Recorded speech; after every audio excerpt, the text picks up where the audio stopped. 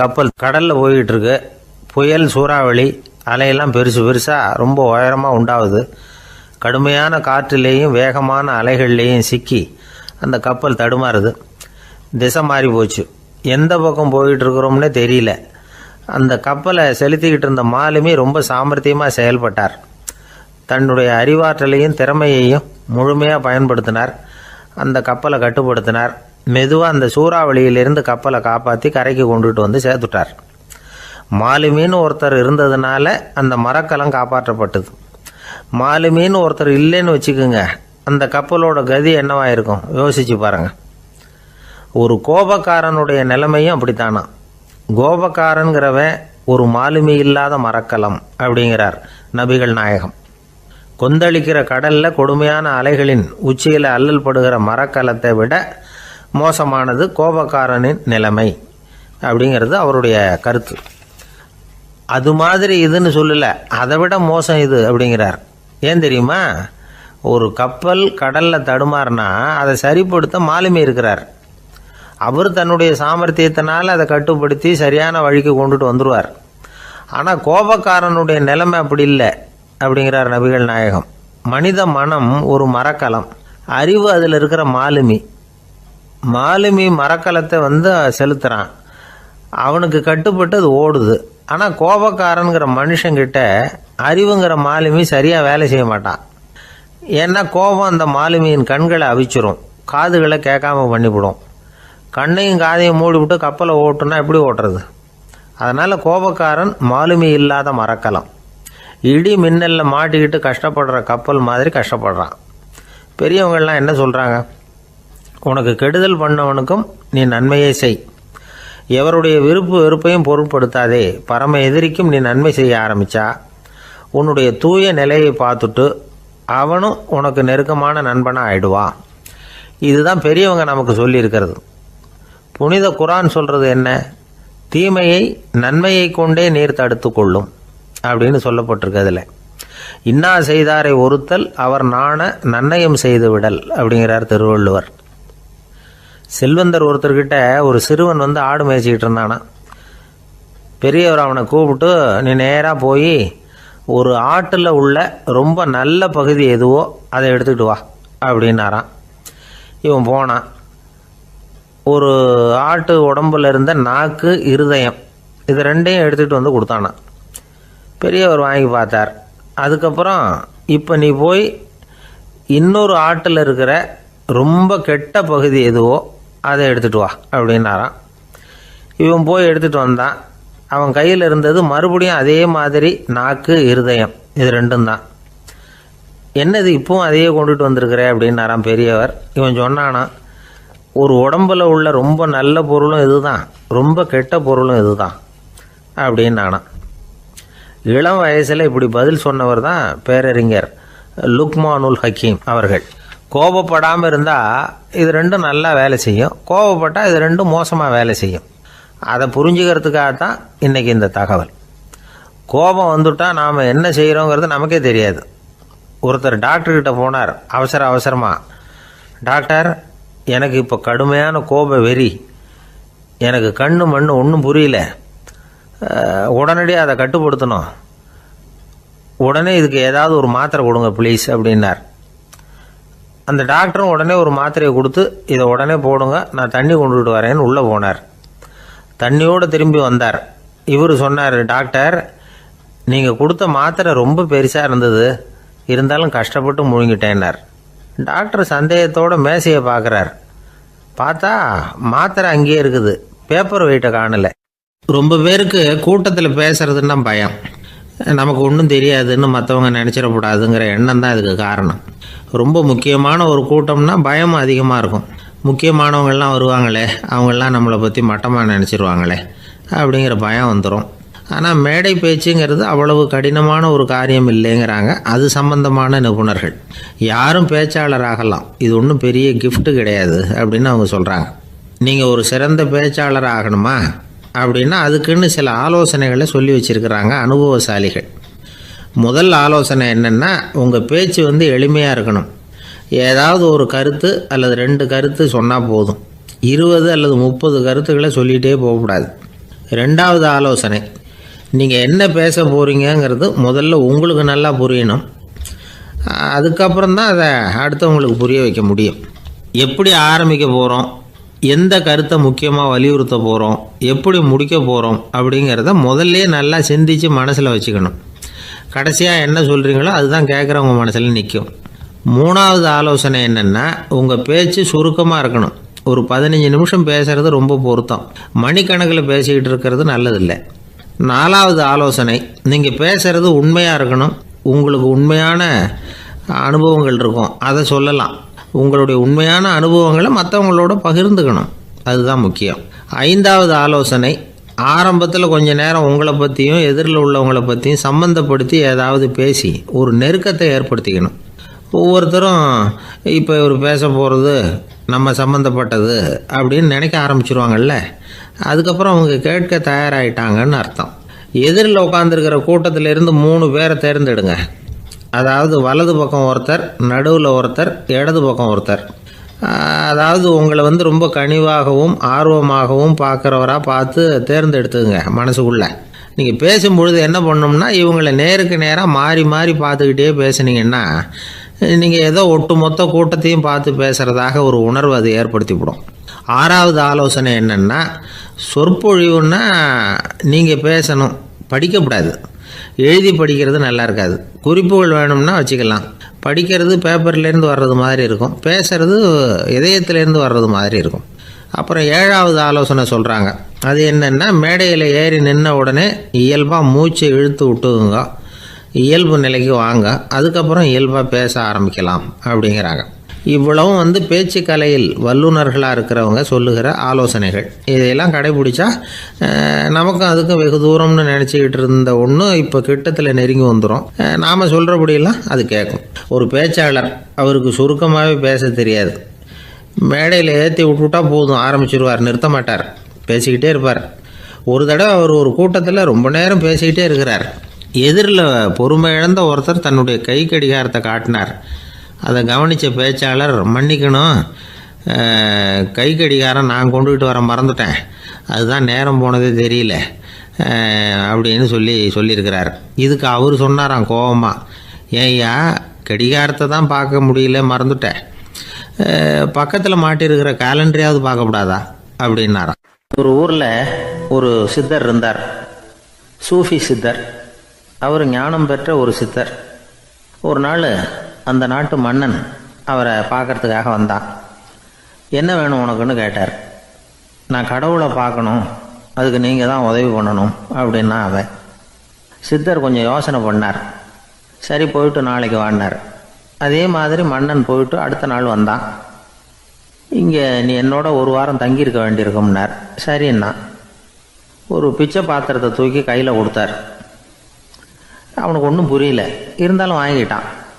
வாங்கிக்கிட்டு இதை என்ன செய்யணும் அப்படின்னு கேட்டான். இதை ஒன்றும் செய்ய வேணாம், இதை எடுத்துக்கிட்டு பக்கத்தில் உள்ள கிராமங்களுக்கு போ, வீடு வீடாக பிச்சை எடுத்துக்கிட்டு வா, அப்படி வந்த பிறகு தான் உனக்கு சாப்பாடும் ஓய்வும் கிடைக்கும். ஒரு வாரம் அப்படி செய், அதுக்கப்புறம் 8வது நாள் நாம் கடவுளை பற்றி யோசிக்கலாம் அப்படின்னார். இப்படி இவர் சொன்னதை கேட்டதும் அந்த அரசனுக்கு அதிர்ச்சி ஆயிட்டுது. ஒரு மாதிரி ஆயிட்டான். தன்னுடைய சொந்த நாட்டில் சொந்த குடிமக்கள்கிட்ட போய் பிச்சை எடுக்கிறதா அப்படின்னு யோசனை பண்ணி பார்த்தான். அதுக்கப்புறம் மெதுவாக அவன் அந்த சித்தரை பார்த்தான். ஐயா, சொந்த நாட்டிலேயே பிச்சை எடுக்கிறதுன்னா எனக்கு ஒரு மாதிரியாக இருக்குது, வெக்கமாக இருக்குது, நான் வேணும்னா வெளி தேசத்தில் எங்கேயாவது போய் பிச்சை எடுக்கவா அப்படின்னு கேட்டான். இதுக்கு அந்த சித்தர் ஒரு சம்மதிக்கலை. இதை பாரு, உன்னால் பிச்சை எடுக்க முடியலன்னா பேசாமல் திரும்பி அரண்மனைக்கே போயிடு, அதுக்கப்புறம் கடவுளை பற்றியெல்லாம் பேசுறதுக்கு என்னை தேடிட்டு வரக்கூடாது அப்படின்னு விட்டார்.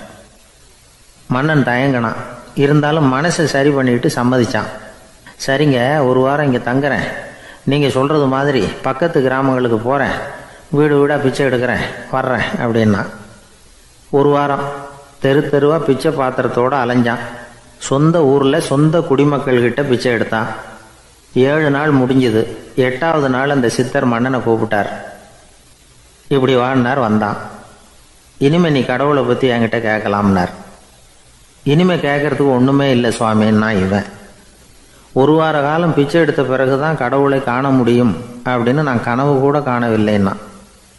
அப்படின்னா நீ பிச்சை எடுத்த காலத்தில் அப்படி என்னதான் நடந்தது அப்படின்னு கேட்டார் அவர். சுவாமி, ஒரு வார காலம் பிச்சை எடுத்ததில் என்னுடைய ஆணவம் அழிஞ்சுட்டுது. அது இப்போ இருக்கிற இடமே தெரியல. இப்போ அதை காணவே காணோம். பிச்சைக்காரனாக இருந்தப்போ பெற்றதை மன்னனாக இருக்கும்போது பெற முடியாதுங்கிறத புரிஞ்சுக்கிட்டேன் அப்படின்னா மன்னன். அடக்கம் பிறந்தவுடன் தெய்வீக கதவுகள் திறந்து கொள்ளுகின்றன அப்படிங்கிறார் ஓஷோ. நம்மால் ஒருத்தன் ஆணவம் அழியணுங்கிறதுக்காக ஒரு திருவோட்டை எடுத்துக்கிட்டு தெரு தெருவாக பிச்சை எடுக்க ஆரம்பித்தான். என்ன, தெய்வீக கதவுகள் திறந்துதா அப்படின்னு கேட்டார் ஒருத்தர். தெய்வீக கதவு திறக்கிறதுக்கு முன்னாடியே எங்கள் வீட்டு கதவு சாத்திக்கிட்டுதுன்னா. என்னடா சொல்கிறேன்னார். இனிமேல் வீட்டுக்குள்ளேயே வர வேணாம், இதையே தொழிலாக வச்சுக்கோ அப்படின்னு எங்கள் வீட்டில் சொல்லிவிட்டாங்க சார் அப்படின்னா. அர்ஜுனன் கேட்ட கேள்விக்கெல்லாம் பகவான் கண்ணன் பதில் சொன்னார். அதுக்கு பேர் பகவத்கீதை. அதே மாதிரி உத்தவன் கேட்ட கேள்விக்கும் அவர் பதில் சொல்லியிருக்கிறார். அதுக்கு என்ன பேருனா உத்தவ கீதைன்னு பேர். அது சரி, உத்தவன்னா யார்? கண்ணனுக்கு சின்ன வயசுலேருந்தே தேர் ஓட்டிக்கிட்டு இருந்தவன் அவன் தான். குருஷேத்திர போர் முடிஞ்சது. அதர்மத்தை அழித்து தர்மத்தை நிலைநாட்டி தர்மனுக்கு முடிச்சு விட்டினார் கண்ணபிரான். அதுக்கப்புறம் துவாரகைக்கு திரும்பினார். தான் வந்த காரியம் முடிஞ்சது. அதனால் இளமையிலிருந்தே தனக்கு தேரோட்டியாக இருந்து வந்த உத்தவனை கூப்பிட்டார். இதை பாருப்பா, உனக்கு வேணுங்கிறத கேளுன்னார். அவன் தனக்குன்னு எதையும் கேட்குறதுக்கு ஆசைப்படலை. இருந்தாலும் கேள்வி கேட்குறதில் அவன் ரொம்ப கெட்டிக்காரன். அதனால் கேட்க ஆரம்பித்தான். பரந்தாமா, ராஜசூய யாகத்துக்கு தர்மனை கூப்பிட்டு தன்னுடைய அரண்மனையில் விருந்து வச்சான் துரியோதனை. அதுக்கப்புறம் சூதாட்டத்துக்கு கூப்பிட்டான். தர்மன் தோல்வி அடைகிற மாதிரி பண்ணிவிட்டான். நீங்கள் தான் முக்காலமும் உணர்ந்தவராச்சே, சூதாட்டத்தில் தர்மர் ஜெயிக்கிறது மாதிரி பண்ணியிருக்கக்கூடாதா? அந்த பகடக்காயை உருட்டுறப்போ நீங்கள் எதிர்பார்த்தது விழற மாதிரி பண்ணியிருக்கலாமே. சரி, அதுதான் இல்லை. வேடிக்கை பார்த்துக்கிட்டு இருந்த பீமன், அர்ஜுனன், நகுலன், சகாதேவன் இவங்களையும் பணையம் வச்சு ஆடுறப்போவாவது காப்பாற்றிருக்கலாம். அதையும் நீங்கள் செய்யலை. பாவம், அந்த அவல பொண்ணு, ஒன்றும் புரியாத ஒன்றும் தெரியாத அந்த உன்னுடைய சகோதரி திரௌபதி, அந்த பொண்ணை துச்சாதனன் இழுத்துக்கிட்டு துகில் உரிகிற கட்டத்தில் காப்பாற்றினியே. இது நியாயமா, முறையா, அறமா? இதுதான் உத்தவன் கேட்ட கேள்வி. இதுக்கு பரந்தாமன் பதில் சொல்கிறார். அப்படி கேள் உத்தவா. தருமனை துரியோதனன் சூதாட அழைக்கும் பொழுது என்ன சொன்னான் தெரியுமா? நான் பணையம் வைக்கிறேன், எனக்கு பதிலாக என்னுடைய மாமன் சகுனி பகடக்காய்களை உருட்டுவான்னு சொன்னான். உடனே தருமன், எனக்கு பதிலாக என்னுடைய மைத்துனன் கண்ணன் பகடக்காய்களை உருட்டுவான்னு சொல்லியிருக்கலாமே. அப்படி சொல்லலை. என்ன செஞ்சான் தெரியுமா? துரியோதனன் கூட சூதாட்டத்துக்கு சம்மதிச்சிட்டோம். கடவுளே, இது என்னுடைய மைத்துனன் கண்ணபிரானுக்கு தெரியக்கூடாது அப்படின்னு வேண்டிக்கிட்டான். இதனால் தருமன் எனக்கு மனசால் தடை போட்டுட்டான். அதனால் அரண்மனைக்கு வெளியிலேயே என்னை கூப்பிடுவாங்கன்னு நான் காத்துக்கிட்டு இருந்தேன். பீமன், அர்ஜுனன், நகுலன், சகாதேவன், திரௌபதி இவங்களை பணையம் வச்சு ஆடுறப்போவாவது கூப்பிடுவாங்கன்னு பார்த்தேன். அப்பவும் அவங்க என்னை கூப்பிடல, நினைக்கல. திரௌபதியை துச்சாதனன் கூந்தலை பிடிச்சி இழுக்கிறான். அப்போ கூட அவள் தன்னுடைய உடல் பலத்தால் தடுக்கிறதுக்கு முயற்சி பண்ணாலே தவிர என்ன நினைக்கல. துரியோதனன் சபைக்கு இழுத்து செல்லப்பட்ட திரௌபதி அறநூல்களையும் அரச நீதிகளையும் சொல்லிக்கிட்டு இருந்தாலே தவிர என்ன நினச்சே பார்க்கலை. துகில் உரிகிற கட்டத்தில் தான் ஹரி ஹரி கண்ணா பரந்தாமன்னு கூப்பிட்டா. அதனால தான் அப்போ போய் நான் காப்பாற்றினேன் அப்படின்னா பரந்தாமன். அப்படின்னா நீ அழைச்சாதான் போவியா, நீயா போக மாட்டியா அப்படின்னு கேட்குறான் உத்தவன். ஆமாம், நான் கூப்பிட்டா தான் போவேன். மனிதர்கள் செய்யக்கூடிய செயல்களையெல்லாம் அவங்கவுங்க போக்கிலேயே விட்டுட்டு வேடிக்கை பார்த்துக்கிட்டு இருப்பேன். நான் குறுக்கிட்டு ஒன்றுமே செய்ய மாட்டேன் அப்படின்னா பரந்தாமன். மனுஷன் தவறு பண்ணுனா திருத்த மாட்டியா, சும்மா பார்த்துக்கிட்டு தான் உட்காந்துருப்பியா அப்படின்னு கேட்குறான் உத்தவன். நான் மனுஷனுடைய உள்ளத்தில் இருக்கிறப்போ என் எதிரில் மனுஷன் தவறு பண்ண மாட்டான் அப்படின்னு ஆனா கண்ணன். அதாவது யார் நினைக்கிறாங்களோ அவங்க உள்ளத்துலலாம் அவன் இருக்கிறான். அப்படி இருக்கிறப்போ தவறு செய்ய மனுஷன் அஞ்சுவான். இதுதான் உத்தவ கீதைங்கிறது. இந்த காலத்துலேயும் சில பேர் பகவான் மாதிரி அடுத்தவங்க கஷ்டப்படுறத வேடிக்கை பார்த்துக்கிட்டு இருக்கிறது உண்டு. அன்றைக்கி அப்படித்தான். நடுத்தெருவில் ஒரு திருடனை பிடிச்சி எல்லாரும் சேர்ந்து அடிச்சுக்கிட்டு இருக்கிறாங்க. ஒரு ஆள் மட்டும் தள்ளி நின்று அதை வேடிக்கை பார்த்துக்கிட்டு இருக்கான். பார்த்துக்கிட்டு சிரிச்சுக்கிட்டு இருக்கிறான். என்ன சார் இது, பாவம் அந்த ஆளை போட்டு அப்படி அடிக்கிறாங்களே அப்படின்னோம். அடிக்கட்டும் சார், அவன் அடி வாங்க வேண்டிய ஆள் தான் அப்படின்னா அவன். ஏன் சார் அப்படி சொல்கிறீங்க அப்படின்னு கேட்டோம். பின்ன என்ன சார், நான் ஒருத்தர் பையில் இருந்த பர்ஸை எடுக்கிறதுக்கு முயற்சி பண்ணிக்கிட்டு இருந்தேன். அதுக்குள்ளே அவன் முந்திக்கிட்டு அப்வேஸ் பண்ணிவிட்டான். பர்ஸை அவன் எடுத்துட்டான். பார்க்கறது நான், எடுக்கிறது அவனா?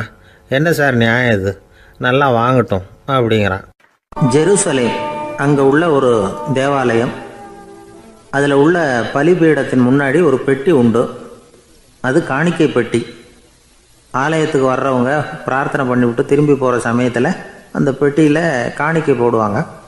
அவங்களால எவ்வளவு முடியுமோ அவ்வளவு போடுறது வழக்கம். அவங்கவுங்க வசதிக்கு தகுந்த மாதிரி போடுவாங்க. வசதி உள்ளவங்களாக இருந்தாலும் சரி, வசதியே இல்லாத வறியவர்களாக இருந்தாலும் சரி, ஆலய காணிக்கை பெட்டியில் காசு போடுறது அவங்களுக்கு ரொம்ப பெருமையான ஒரு செயல். ஒரு சமயம் இயேசு தம்முடைய சீடர்களோடு அந்த ஆலயத்துக்கு வரார். அங்கே உட்காந்து ரொம்ப நேரம் வழிபாடு பண்ணிகிட்டு இருக்கிறார். சீடர்களும் அந்த ஜபத்தில் கலந்துக்கிட்டாங்க.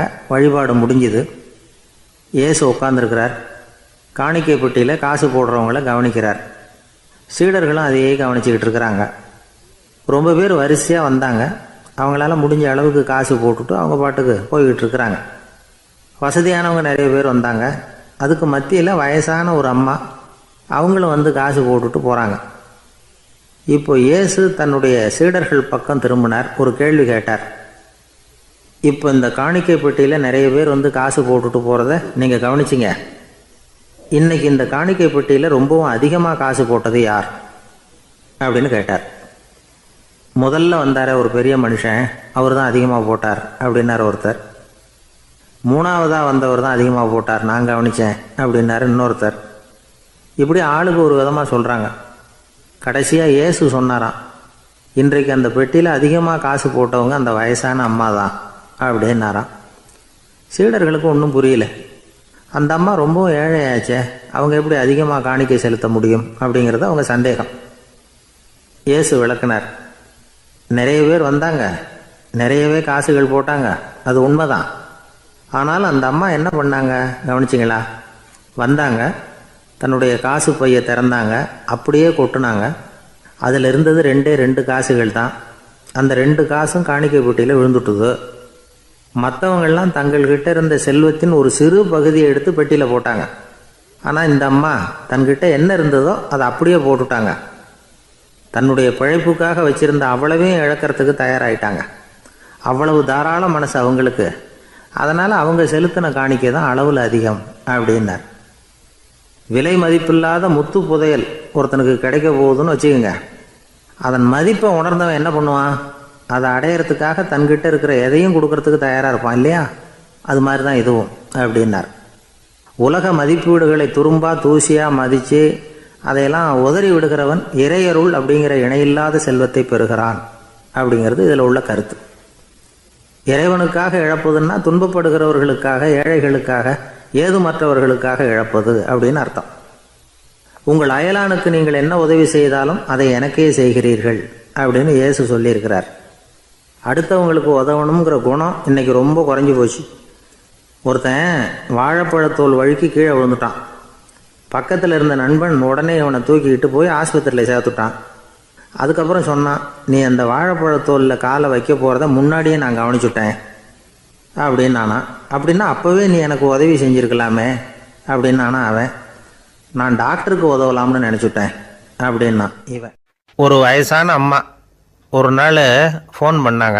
ஐயா, நான் இந்த தகவல் நிகழ்ச்சியை தினமும் கேட்குறேன், உங்ககிட்ட ஒரு கேள்வி கேட்கணும் அப்படின்னாங்க. என்னங்க அப்படின்னோம். எனக்கு சொந்தமாக ஒரு நல்ல வீடு இருக்குது, வேணுங்கிற அளவுக்கு பணமும் இருக்குது, கணவரும் ரொம்ப நல்லவர், ரிட்டையர் ஆகி வீட்டில் தான் இருக்கிறார், பிள்ளைங்கள்லாம் பெரிய பெரிய உத்தியோகத்தில் இருக்கிறாங்க, அதில் ஒருத்தன் ஐஏஎஸ்ஸு, பணம்லாம் கூட நிறைய கொண்டாந்து கொடுக்குறாங்க. அப்படி இருந்தும் என் மனசில் நிம்மதி இல்லை, வாழ்க்கையில் ஒரு நிறைவு இல்லை அப்படின்னாங்க. ஏன்னு கேட்டோம். அதைத்தான் நான் உங்களை கேட்குறேன், ஏன் அப்படி அப்படின்னு திருப்பி கேட்குறாங்க. எங்களுக்கு ஒன்றும் புரியல. கொஞ்சம் நேரம் குழம்பி போயிட்டோம். இருந்தாலும் அதை அவங்கக்கிட்ட காட்டிக்காமல் கொஞ்சம் சாமர்த்தியமாக, ஏம்மா உங்கள் மனசில் நீங்கள் ஏதோ ஒன்று எதிர்பார்க்குறீங்க, அது நிறைவேறல அப்படி தானே அப்படின்னு கேட்டோம். ஆமாம் அப்படின்னாங்க. அதுக்கப்புறம் அவங்கக்கிட்ட கொஞ்சம் மனம் விட்டு பேசுகிறப்போ தானாக விஷயம் வெளியில் வந்தது. அதாவது அவங்க பிள்ளைங்க பெரிய பெரிய உத்தியோகத்தில் இருக்கிறதுனால அவசரமாக பார்த்துட்டு ஓடுறாங்களாம். ஆசையாக அம்மான்னு கூப்பிட்டுக்கிட்டு கிட்ட உட்காந்து கொஞ்ச நேரமாவது என்கிட்ட பேசினா தானே என் மனசு கொஞ்சம் நிம்மதியாக இருக்கும். அது அவங்களுக்கு தெரிய மாட்டேங்குதே அப்படிங்கிறாங்க. இதுதான் அவங்களுடைய ஏக்கம். இந்த ஏக்கம் அந்த தாயின் மனசில் இருந்துக்கிட்டு இருக்குது. இப்படி மகனுடைய அன்புக்காக மட்டுமே ஏங்குற தாய்மார்கள் பல பேர் இருக்கிறாங்க இந்த உலகத்தில். இதை நினைக்கிறப்போ ஒரு வெளிநாட்டு நாடோடி கதை ஞாபகத்தில் வருது. அதாவது கடவுள் படைப்பு தொழிலில் ரொம்ப மும்முரமாக ஈடுபட்டுக்கிட்டு இருந்தாராம். மீன்களை படைச்சாராம், பறவைகளை படைச்சாராம், விலங்குகளை படைச்சாராம். அவருக்கு திருப்தி ஏற்படலை. அதுக்கப்புறம் மனிதர்களை படைச்சிருக்கிறார். அப்பவும் அவருக்கு மன நிறைவு ஏற்படலையாம். கடைசியாக தன்னுடைய சக்தி முழுசையும் பயன்படுத்தி குறையே இல்லாத அளவுக்கு ஒரு படைப்பை உருவாக்கினாராம். அந்த உன்னதமான ஒரு படைப்பு அதுதான் பெண், அதாவது தாய். இப்படி உருவாக்கி எல்லாரையும் இந்த உலகத்தில் விட்டுவிட்டாராம். அதுக்கப்புறம் கொஞ்ச காலம் கழித்து தன்னுடைய தேவியை அழைச்சிக்கிட்டு இந்த பூலோகத்துக்கு வந்திருக்கிறார். தன்னுடைய குறையில்லாத படைப்பாகிய பெண்ணை பார்த்தாராம். ஏம்மா, உனக்கு இன்னும் ஏதாவது குறை இருந்தால் சொல்லு, அதையும் நிவர்த்தி பண்ணி விடுறேன் அப்படின்னாராம். அந்த அம்மா பார்த்துருக்காங்க. சுவாமி, எனக்கு நீங்கள் கொடுத்துருக்கிறது 2 கை. என்னுடைய பிள்ளைகளுக்கு சேவை செய்கிறதுக்கு இந்த 2 கை பத்தலை. அதனால் இன்னும் ஒரு 2 கை கொடுத்தா தேவலை அப்படின்னாங்களாம். கடவுள் பார்த்தார். அதனால் என்ன, அப்படியே செஞ்சு விடலாம், இதோ அதுக்கான வரம் கொடுத்துட்டேன் அப்படின்னார். அந்த அம்மாவுக்கு இப்போ 4 கை ஆகிட்டுது. 4 கையாலேயும் குழந்தைகளுக்கு சேவை செய்ய ஆரம்பிச்சுட்டாங்க. கடவுள் திருப்தியாக திரும்பி போனார். அதுக்கப்புறம் கொஞ்ச காலம் கழித்து மறுபடியும் திரும்பி வந்தார் தேவியோட. பெண்ணை பார்த்தார். இப்போ என்னம்மா சந்தோஷந்தானே அப்படின்னாராம். அதுக்கு அந்த அம்மா, சந்தோஷந்தான், இருந்தாலும் இப்போ எனக்கு இருக்கிற 2 காலும் போதில்லை, இன்னும் ஒரு 2 கால் இருந்தால் தேவையில்லை, நிறைய ஓடி ஆடி பிள்ளைகளுக்காக வேலை செய்ய வேண்டியிருக்குது அப்படின்னாங்களாம். சரின்னு சொல்லி 4 கால் இருக்கிறது மாதிரி செஞ்சுட்டு போயிட்டார் கடவுள். மறுபடியும் கொஞ்ச நாள் கழித்து தேவி சொன்னாங்க கடவுள்கிட்ட, நீங்கள் என்ன தான் முயற்சி பண்ணினாலும் முழுமையான ஒரு படைப்பை உங்களால் உருவாக்க முடியாது, அப்படி தான் நான் நினைக்கிறேன் அப்படின்னாங்களாம். அப்படியா சொல்கிறேன், வா அந்த பொண்ணை பார்த்துட்டு வருவோம் அப்படின்னு புறப்பட்டு இங்கே வந்தாங்களாம். இங்கே பார்த்தா 4 கால் 4 கையோடு அந்த பொண்ணு ஒரு செவுத்தில் சாஞ்சி உட்காந்து அழுதுகிட்டு இருக்குது. இப்போ தேவி அந்த பொண்ணை சுட்டி காட்டி கடவுள்கிட்ட கேட்டாங்களாம், ஏங்க நீங்கள் அந்த பொண்ணுக்கு கையை கொடுத்தீங்க, காலை கொடுத்தீங்க, சரி, அந்த கண்ணீரையும் எதுக்காக கொடுத்தீங்க அப்படின்னு கேட்டாங்களாம். அதுக்கு கடவுள் சொன்னாராம், கையை கொடுத்தது நான் தான், காலை கொடுத்தது நான் தான், ஆனால் அந்த கண்ணீரை கொடுத்தது நான் இல்லை, அதை கொடுத்தது அந்த அம்மாவோட பிள்ளைங்க அப்படின்னாராம். இன்றைக்கும் அப்படித்தான் பல பிள்ளைங்க அவங்க அம்மாவுக்கு கண்ணீரை தான் கொடுத்துக்கிட்டு இருக்கிறாங்க. அம்மாவை மதிக்கிற பிள்ளைங்க தான் இன்றைக்கி நல்லபடியாக இருக்கிறாங்கங்கிறது அவங்களுக்கு தெரியறதில்ல. இந்த காலத்து பிள்ளையாண்டான் ஒருத்தன் அவங்க அம்மாக்கிட்டேயும் நல்ல பிள்ளையாக நடந்துக்குவான், மனைவிக்கிட்டேயும் நல்ல கணவனாக நடந்துக்குவான், ரொம்ப சாமர்த்தியம். ஒரு நாள் அவங்ககிட்ட கேட்டாங்க, ஏன்பா உங்கள் அம்மாவும் உன் மனைவியும் சண்டை போட்டுக்கிட்டா நீ எந்த பக்கம் அப்படின்னாங்களாம். வீட்டுக்கு வெளிப்பக்கம் அப்படின்னானா அவன்.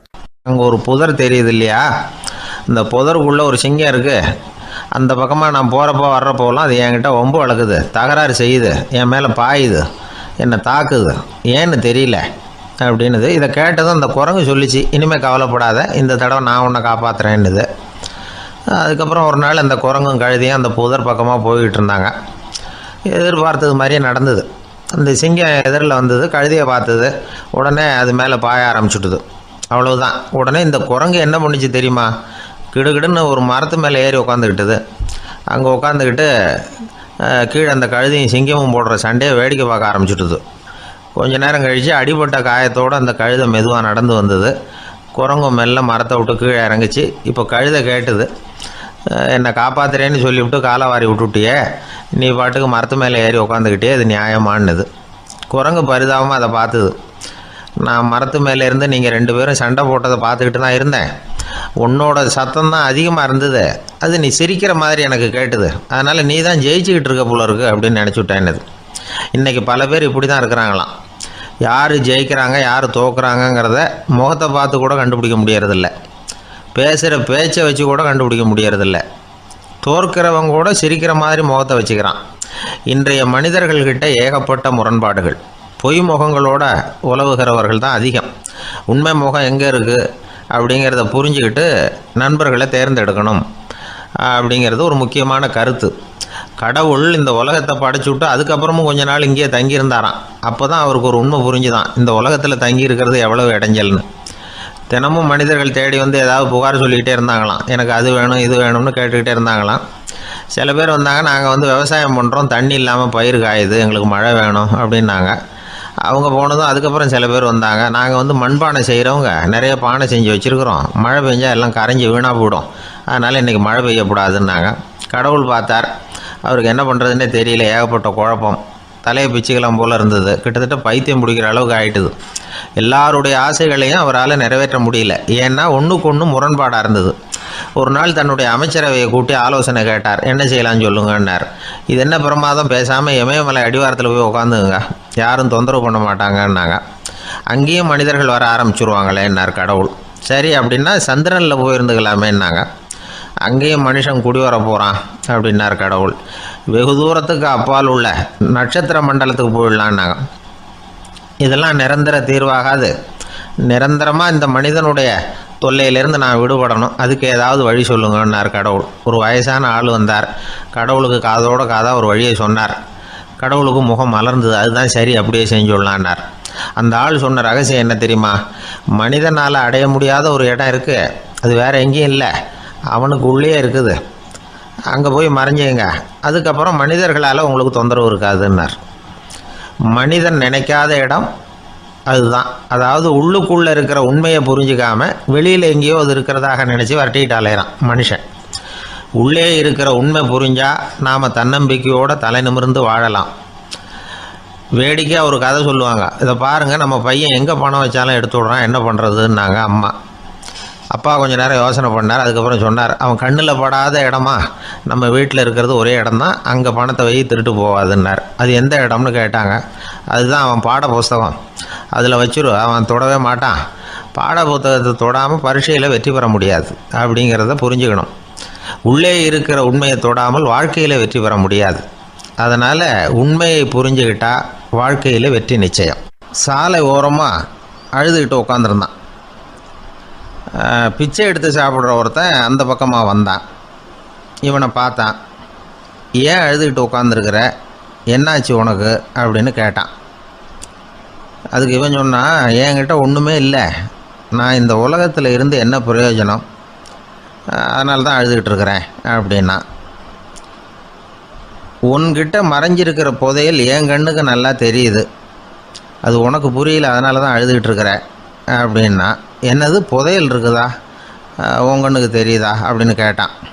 ஆமாம் எனக்கு தெரியுது, அந்த புதையலை நீ விற்கிறதுக்கு தயாராக இருக்கிறியா அப்படின்னு கேட்டான் இவன். இதை கேட்டதும் அந்த இளைஞனுக்கு ரொம்ப ஆச்சரியமாக போச்சு. என்னது இப்படி கேட்குறானே அப்படின்னு. என்கிட்ட ஒரு காசு கூட இல்லையே, அப்படி இருக்கிறப்போ புதையல் எங்கேருந்து வந்தது அப்படின்னா. இந்த நேரத்தில் அந்த பிச்சைக்காரன் சிரித்தான். இப்படி தான் இந்த உலகத்தில் எல்லோரும் சொல்லிகிட்டு இருக்கிறாங்க, என்கிட்ட ஒன்றுமே இல்லை ஒன்றுமே இல்லைன்னு சொல்லி, ஆனால் அவங்கக்கிட்ட தான் புதையல் இருக்குது, நீ வேணும்னா என் கூட வா, நம்ம நாட்டு அரசர்கிட்ட போவோம், உங்ககிட்ட இருக்கிற புதையலை அவர் நல்ல விலைக்கு எடுத்துக்குவார் அப்படின்னா. அது எப்படி உனக்கு தெரியும்னா, இதுக்கு முன்னாடியும் இது மாதிரி பல பேரை நான் ராஜா கிட்ட அழைச்சிட்டு போயிருக்கிறேன், அதனால தான் உன்னை பார்த்தேன், உன்னையும் கூப்பிட்றேன், நீ சரின்னு சொன்னால் உன்னை அழைச்சிட்டு போகிறேன், உங்ககிட்ட இருக்கிற புதையலை அவர் நல்ல விலை கொடுத்து எடுத்துக்குவார் அப்படின்னு சொன்னான். இவன் இப்படி சொல்கிறது அந்த இளைஞனுக்கு ஒன்றுமே புரியல. இது என்னது இந்த ஆள் இப்படி சொல்லிகிட்டு இருக்கிறான், நம்மக்கிட்ட என்ன இருக்குது, அதுவும் இல்லாமல் இவனே பிச்சை எடுத்து சாப்பிட்டுக்கிட்டு இருக்கிறான், இவன் போய் நம்மளை ராஜா கிட்ட அழைச்சிட்டு போகிறதா போகிறேங்கிறானே என்ன அப்படின்னு சொல்லி அவன் யோசனை பண்ணான். என்ன யோசிக்கிற, உனக்கு பணம் வேணும்னா என்னோட வா அப்படின்னா. இளைஞன் ஒரு முடிவுக்கு வந்தான். சரி, இங்கேயே உட்காந்துக்கிட்டு இருக்கிறத விட அங்கேயாவது போய் பார்ப்போமே, இங்கே அழுதுகிட்டு உட்காந்துருக்கிறதுல என்ன பிரயோஜனம், ஏதோ கூப்பிட்றான் போய் பார்த்துட்டு வருவோமே அப்படின்னு சொல்லி அவன் கூட புறப்பட்டான். பிச்சைக்காரன் முன்னாடி போயிட்டே இருக்கிறான், இந்த இளைஞன் பின்னாடி நடந்து போயிட்டுருக்கான். ரெண்டு பேரும் அரண்மனையை நோக்கி போகிறாங்க. பாதி வழி போயிருப்பாங்க. வழியில் அந்த பிச்சைக்காரன் சொன்னான், இதை பாரு, முன்னாடியே சில விஷயங்களை நாம் பேசிக்க வேண்டியிருக்கு, சரியாக தெளிவாக முடிவு எடுத்துக்கிட்டு அதுக்கப்புறம் ராஜாக்கிட்ட போகணும். ஏன்னா அங்கே போய் அது முடியாது இது முடியாதுன்னு நாம் நமக்குள்ளே சண்டை போட்டுக்கிட்டு இருக்க முடியாது. ராஜாவுக்கு விலையை பற்றி கவலையே இல்லை. எவ்வளவு சொன்னாலும் நமக்கு பணம் கிடச்சிரும். ஆனால் அதுக்கப்புறம் நான் இதை விற்கிறதுக்கு தயாராக இல்லைன்னு சொல்லிடக்கூடாது. அதனால் புதையலை விற்கிறதா இல்லையாங்கிறத இங்கேயே தெளிவாக முடிவு செஞ்சுக்கணும். இல்லைன்னா ராஜா கிட்ட போய் அங்கே போய் குழப்பிக்கிட்டு இருக்க முடியாது அப்படின்னு சொன்னான். இளைஞனுக்கு ஒன்றுமே புரியல. என்ன சொல்கிற நீ, என்கிட்டயா புதையலா, எங்கே இருக்குது அப்படின்னு சொல்லி குழம்பி போனான். இப்போது அந்த பிச்சைக்காரன் சொன்னான், இதை பாரு, இப்போ உதாரணத்துக்கு உன்னுடைய கண்களை எடுத்துக்கோ. அதுக்கு நீ என்ன விலை கேட்டுற போகிற? நான் அதுக்கு ராஜா கிட்டே இருந்து ஒரு 50,000 ரூபா வாங்கி தர முடியும். உன்னுடைய இருதயத்தை கொடுக்குறியா, 20 லட்சம் ரூபா வாங்கி தரேன். மூளையை கொடுக்குறியா, 30 லட்சம் வாங்கி தரேன். என்ன சொல்கிற அப்படின்னு சொல்லி இந்த பிச்சைக்காரன் பேசிக்கிட்டே போகிறான். இளைஞனுக்கு கோபம் வந்துட்டுது. என்ன உளர்ற, உனக்கு என்ன பைத்தியமா? கண்ணையும் மூளையையும் இருதயத்தையுமா விற்பாங்க? என்ன விலை கொடுத்தாலும் அதையெல்லாம் நான் விற்கிறதுக்கு தயாராக இல்லை, நான் விற்க மாட்டேன். அதை கொடுத்துட்டு நான் என்ன பண்ணுறது? இப்படி நான் மட்டும் இல்லை, யாருமே இதை விற்கிறதுக்கு தயாராக இருக்க மாட்டாங்க அப்படின்னு சொன்னான் அந்த இளைஞன். இவன் இப்படி சொன்னதும் அந்த பிச்சைக்காரன் வாய் விட்டு சிரிக்க ஆரம்பிச்சுட்டான். இப்போ பைத்தியமானது நானா நீயா? லட்சக்கணக்கான கோடிக்கணக்கான ரூபாய் பொறுமானம் உள்ள பொருள்களை உங்ககிட்டயே வச்சுக்கிட்டு விற்க முடியாதுன்னு சொல்கிற நீ தான் ஏழை. என்கிட்ட ஒன்றுமே இல்லைன்னு மரத்தடியில் உட்காந்து அழுதுகிட்டு இருக்கிறியே அப்படின்னு சொன்னான். இன்றைக்கி பார்த்திங்கன்னா பல பேர் தன்கிட்ட புதைஞ்சிருக்கிற ஆற்றலை புரிஞ்சிக்க முடியாமல் அவதிப்பட்டுக்கிட்டு இருக்கிறாங்க. நம்மக்கிட்ட என்ன இருக்குங்கிறது அவங்களுக்கு தெரியறதில்ல. அதனால தான் என்கிட்ட ஒன்றுமே இல்லைன்னு சொல்லி அழுதுகிட்டு இருக்கிறாங்க. இதை விளங்க வைக்கிறதுக்கு பெரியவங்க சொல்கிற கதை இது. நம்மக்கிட்ட இருக்கிற புதையலை நாம் தான் தோண்டி எடுக்கணும். உண்மையான புதையலுங்கிறது உள்ளே இருக்குது. ஆனால் அதை வெளியில் தேடுற ஆசாமிகள் தான் அதிகம். சராசரி மனித இயல்பு அப்படி. நம்மக்கிட்ட விலை மதிக்க முடியாத பகுத்தறிவு இருக்குது. அதை வச்சுக்கிட்டு வாழ்க்கையில் முன்னேறத்துக்கு முயற்சி பண்ணணும். என்கிட்ட ஒன்றுமே இல்லைன்னு நினச்சி ஓரமாக உட்காந்துடக்கூடாது. முயற்சி செஞ்சால் முடியாத காரியம் எதுவுமே இல்லை. ஒரு ரயில்வே ஸ்டேஷன் பக்கம் வெளியில் ஒரு டாக்ஸி நின்றுட்டு இருந்தது. அந்த பக்கமாக வந்த ஒருத்தர் டாக்ஸி டிரைவரை பார்த்து சொன்னார், ஐயா, உங்கள் வண்டியில் பின் சீட்டில் ஒரு மணி பர்ஸு கிடக்கு, யாரோ மறந்து விட்டுட்டு போயிருக்கிறாங்க அப்படின்னார். இல்லை அது காலி பர்ஸு தான், நான் தான் அதை அங்கே போட்டு வச்சுருக்கிறேன்னார் டிரைவர். ஏன்னு கேட்டார் அவர். இதுக்கு டிரைவர் சொன்னார், அதை பார்க்குற யாராவது அதை எடுத்துக்கலாம்ங்கிற ஆசையிலையாவது சவாரிக்கு வருவாங்க, அதுக்காக தான் போட்டு வச்சுருக்கிறேன் அப்படின்னார். ஒரு ராஜா ஊரெல்லாம் சுற்றி பார்த்துட்டு வரலாம்னு ஒரு நாள் புறப்பட்டு போனார். ஒரு இடத்துல தறி நெசவு வேலை ரொம்ப மும்முரமாக நடந்துக்கிட்டு இருந்தது. ஒரு பெரியவர் தறியால் நெசவு வேலை செஞ்சுக்கிட்டு இருந்தார். பக்கத்தில் ஒரு அழகான பொண்ணு உட்காந்து நூலை சுற்றிக்கிட்டு இருக்குது. ராஜா அந்த பெரியவரை பார்த்து யார் இந்த பொண்ணுன்னு விசாரித்தார். ராஜா அப்படி கேட்டதும் அவருக்கு ரொம்ப பெருமையாக போயிட்டுது. ஏன்னா உட்காந்துருந்தது அவரோட மகள். அரசே, இது என்னுடைய மகள். இவ வேகமாக நூல் திரிக்கக்கூடியவள். வைக்கோலை எடுத்து இவ திரிச்சா கூட அது எல்லாம் பவுனிழையாக வெளியில் வரும் அப்படின்னு ஒரு ராசி இவளுக்கு அப்படின்னு ரொம்ப பெருமையாக ராஜா கிட்ட சொன்னார். ராஜா இதை கேட்டதும் அசந்துட்டார். அப்படியா, இவ்வளவு அழகும் சாமர்த்தியமும் உள்ள இந்த பொண்ணு என்னோட வரட்டுமே, இவளை என் மருமகளை ஆக்கிக்கிறேன் அப்படின்னார் ராஜா. அந்த பெரியவருக்கு ஒன்றும் புரியல. ஏதோ கொஞ்சம் பெருமையாக சொல்ல போக அது இப்படி ஆயிட்டுதே அப்படின்னு கவலைப்பட்டார். இருந்தாலும் ராஜா பேச்ச தட்ட முடியுமா, மகளை அனுப்பி வச்சுட்டார். ராஜா அந்த பொண்ணை அரண்மனைக்கு அழைச்சிட்டு வந்தார். அங்கே ஒரு அறையில் வச்சு பூட்டி விட்டார். அந்த ரூமு நிறைய வைக்கோலை கொண்டாந்து போட்டு அடைச்சாங்க. 3 ராட்டைகள் வேற வச்சுருந்தாங்க. நாளைக்கு பொழுது விடியறதுக்குள்ளே நீ இந்த வைக்கோலையெல்லாம் தங்க இழைகளாக மாற்றி காட்டணும். நாளைக்கு காலம்புறம் நான் இந்த அறை கதவை திறப்பேன். உன் தகப்பன் சொன்னது மாதிரி எல்லாம் தங்கமாக மாறி இருக்கணும், இல்லைன்னா நீ உயிர் தப்ப முடியாது அப்படின்னு உத்தரவு போட்டார். பாவம் அந்த பொண்ணு என்ன பண்ணும், பகல் பூரா அழுதுகிட்டே உட்காந்துருக்குது. ராத்திரி பூராவும் தூக்கம் வரல. மறுநாள் அதிகாலை நேரத்தில் யாரோ கதவை தட்டுற சத்தம் கேட்டுது. பயந்துக்கிட்டே கதவை திறக்கிறா. திறந்து பார்த்தா வெளியில் 3 அவலட்சணமான பெண்கள். ஒருத்திக்கு கால் அகலமாக முறை மாதிரி இருக்குது, இன்னொருத்திக்கு கட்டை விரல் கரண்டி மாதிரி பெருசாக இருக்குது, 3ஆவது பொண்ணுக்கு உதடு தடித்து ரப்பர் மாதிரி தொங்கிக்கிட்டு இருக்கு. யார் நீங்கள், உங்களுக்கு என்ன வேணும் அப்படின்னு கேட்குது இந்த பொண்ணு. நாங்கள் உங்களுக்கு உதவி செய்கிறதுக்கு தான் வந்திருக்கிறோம் அப்படின்னு சொல்லி உள்ளே வந்தாங்க. உட்காந்தாங்க. கொஞ்ச நேரத்துக்குள்ளே உள்ளே இருந்த வைக்கோலையெல்லாம் தங்க இழைகளாக மாற்றி கொடுத்துட்டு போயிட்டாங்க. காலையில் ராஜா வந்தார். பார்த்தார். ஆகா பேஷுன்னார். இன்னும் கொஞ்சம் வைக்கோலை கொண்டாந்து அந்த ரூமில் போட சொன்னார். இந்த வைக்கோலையும் இன்றைக்கி தங்கமாக மாற்றிவிடு, நாளைக்கு மறுநாள் உனக்கும் இளவரசனுக்கும் கல்யாணம்னு சொல்லிவிட்டார். இன்றைக்கி ராத்திரி அந்த 3 பொண்ணுங்களும் வந்தாங்க. வைக்கோலை பொண்ணு இழைகளாக மாற்றினாங்க, புறப்பட்டாங்க. இந்த பொண்ணு அவங்க காலில் விழுந்து வணங்கினா, என் உசுரை காப்பாற்றினீங்க, உங்களுக்கு நான் என்ன கைமாறு செய்ய போகிறேன் அப்படின்னா. பயப்படாத, நீ விரும்பினா எங்களுக்கு ஒரு உதவி செய்யலாம்.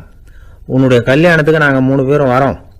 நீ எங்களை வரவேற்று ராஜாக்கிட்டையும் இளவரசர்கிட்டையும் நாங்கள் உன்னோட பெரியப்பா பொண்ணுங்கன்னு சொல்லி அறிமுகப்படுத்தி வை, நாங்கள் விருந்து சாப்பிட்டுட்டு போயிடுறோம் அப்படின்னாங்க. ரொம்பவும் சந்தோஷமாக சரின்னு ஒத்துக்கிட்டா. கல்யாண நாள் வந்தது. கல்யாணம் ரொம்ப கோலாகலமாக நடந்துக்கிட்டு இருக்கு.